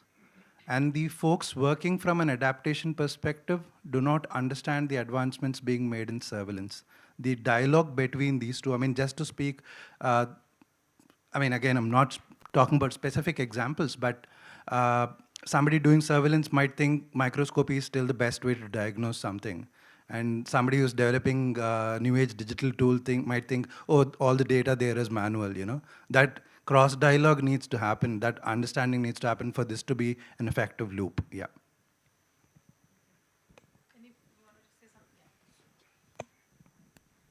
Yeah, no, I think questions are good here on the screen, but I mean, as the basic structure, we first need to establish a kind of control room, whatever you give the name, EOC or incident response, and the 4 case studies that you're discussing, I think the air pollution probably is the least emergent situation until unless it's kind of like Bhopal gas tragedy or something. Correct. Yeah. Whereas avian influenza maybe at the, I mean, calls for immediate action. So it all depends, I mean, what you are tackling with and what kind of response it demands. So that control room similarly will be comprised of those key people who would be driving that, but the role clarity is very important.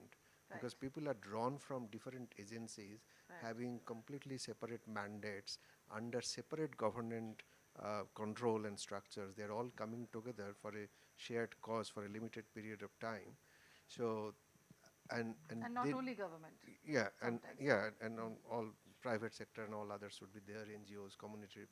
So it's, I think establishing a functioning control room with a regular cadence and role clarity itself is a first huge task. If that can be achieved, and particularly from a urban governance body. The second, I think, lab part is probably not coming out that clearly, but of course, I mean, we're assuming that would be there, which actually, in most of the settings, probably primarily, I mean, initially, you are dependent on private data, which is coming out before you establish your algorithms and networks. So that's one thing. And data system, I mean, of course, again, I mean, it will be dependent on how, I mean, everywhere, you started this, I mean, the entire, because of this felt need, that precision system, basically triangulating all the data to help as much as we can with whatever we have. So I think I would try to be parsimonious instead of having every data chasing every case. If we can actually have a reasonable control over the epicenter of the things, I mean, that would create confidence. One of the major thing which probably run through the entire life course or journey of an outbreak management would be media management in all its aspects. So, so that would be an important point to consider. Yeah. I think one other thing when you are really doing surveillance is. He's actually trained in private sector. Yeah, I am Venkat Venkateswaran Tetracore from Washington DC area. So surveillance, when you are measuring certain things, there are going to be values. So signal versus noise is so important. So when any message comes there, you don't want to be working on false alarms. Yeah. So it's really important to know what is signal, and also it is also really important to know what kind of a public health actionable response can be taken.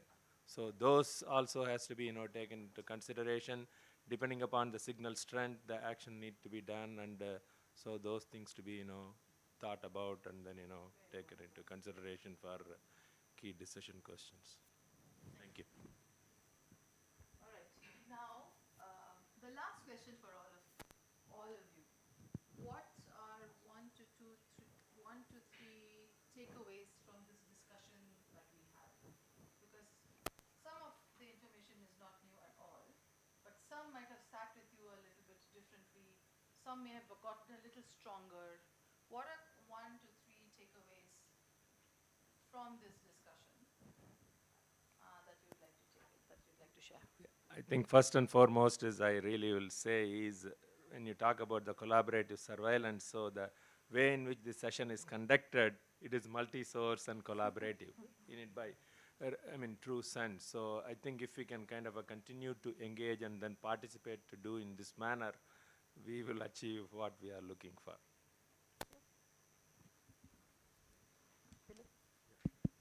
I'm not a public health expert, so one thing which is not clear to me, in this multi-source surveillance, who do you think should be the person to integrate data and to put it out to the public, right? Because one thing public health experts are good at is carrying out surveillance. One thing that they're very bad at is explaining the results to the public and to the media, as we have seen during the pandemic. So, which is the essential stakeholder that integrates all this and, not necessarily makes the decisions, but explains it to the community at large.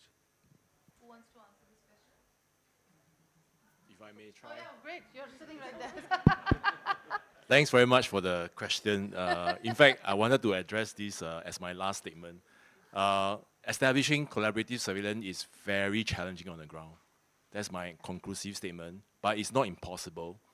And you mentioned about which stakeholders should own, in terms of the coordination and cooperations of all these different stakeholders.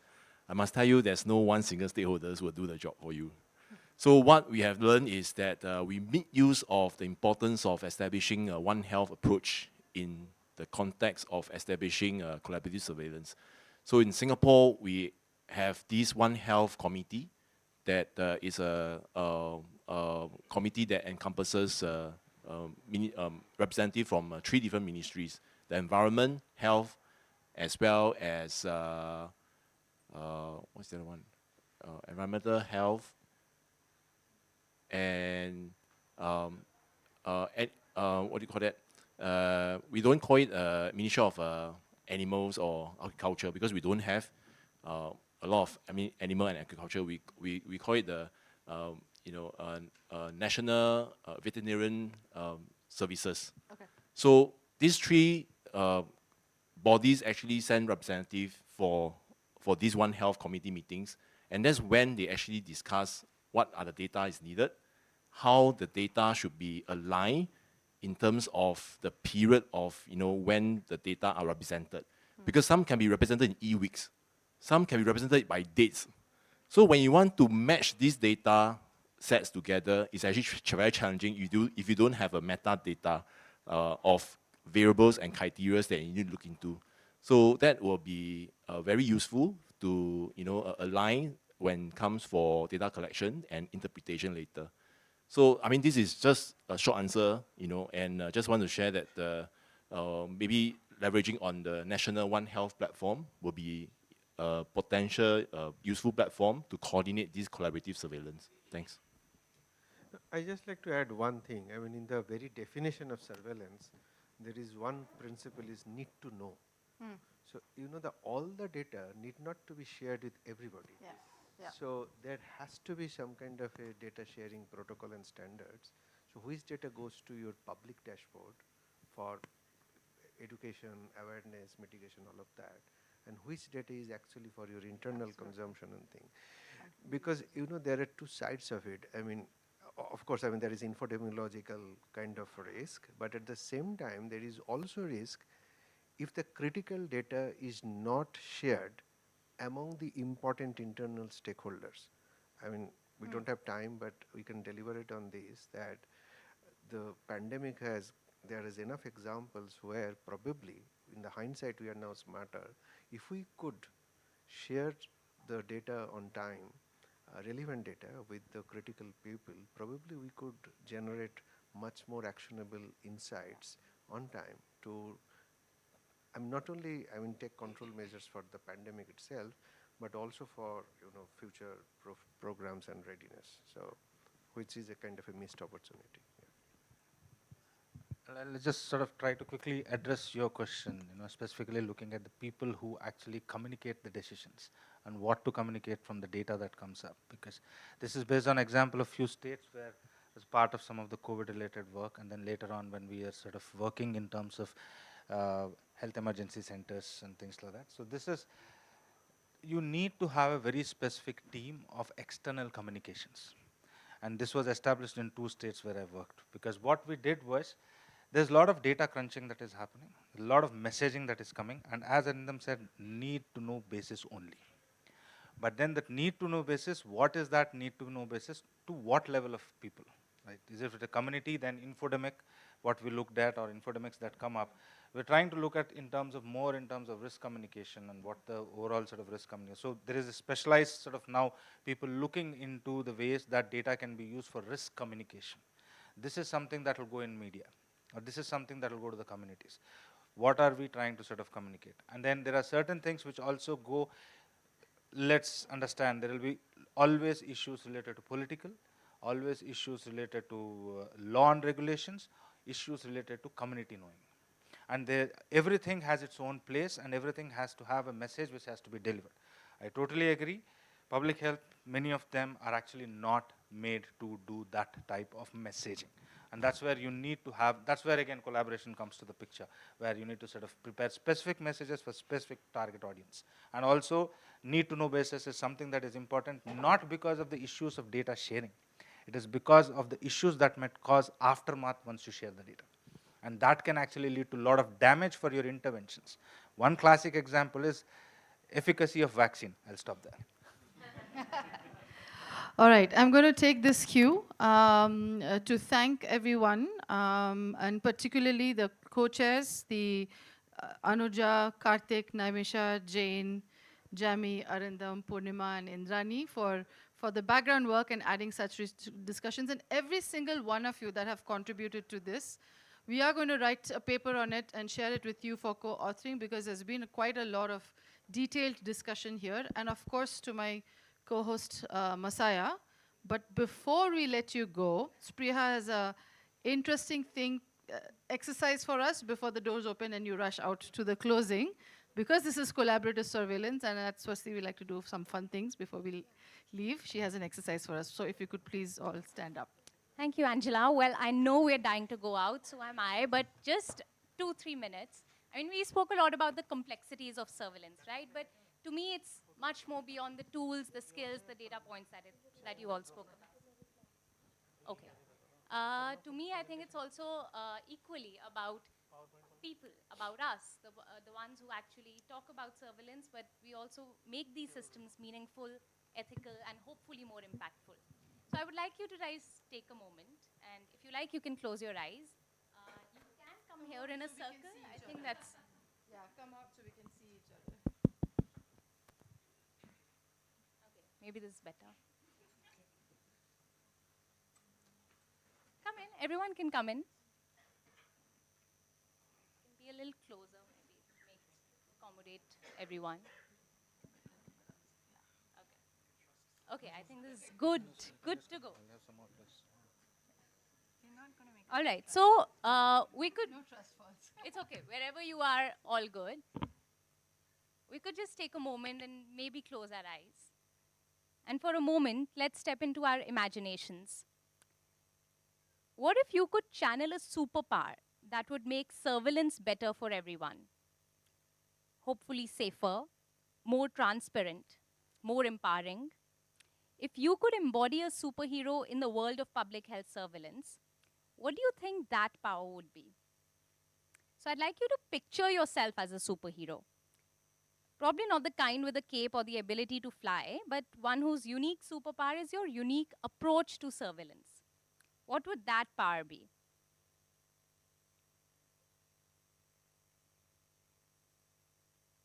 Maybe you're the pattern whisperer who sees connections that others don't, or the trust builder who helps communities feel safe even in the most complex of situations. But if there are any ideas, whenever you feel like, you can just open your eyes and share with us your surveillance superpower.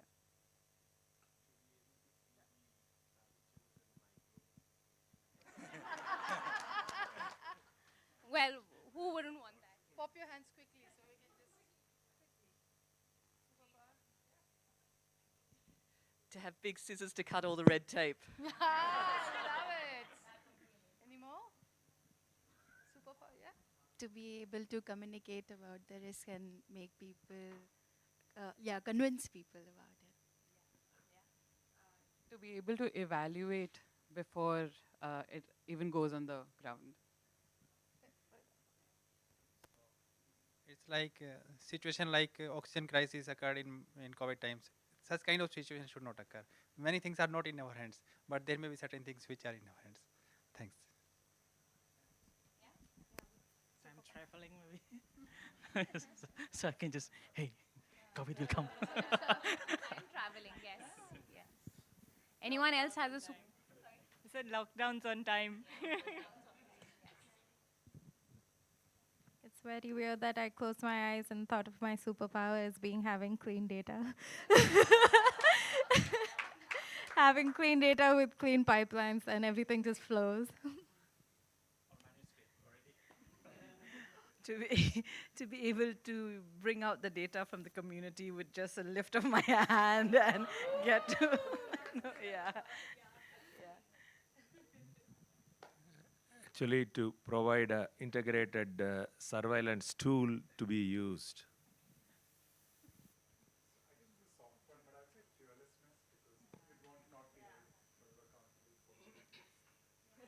And with that, I welcome you all. Sorry, you were going to. No, my idea was personalized risk assessment from individual surveillance for every single person, if we can make that available. Fearlessness. Take that with you as you leave the room. And please share what collaboration should be about, partnership, and do what you can in your corner of the world to make this a reality. Thank you so much for joining us.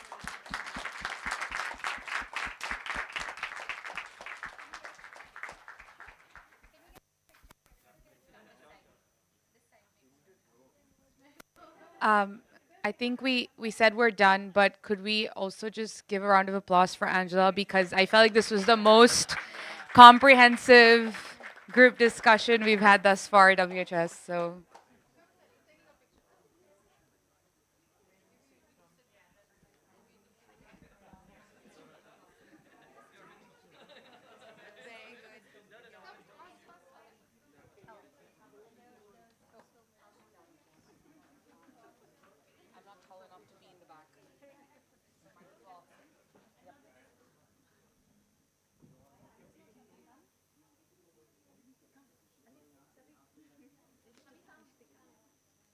Yeah, come here, Sabri.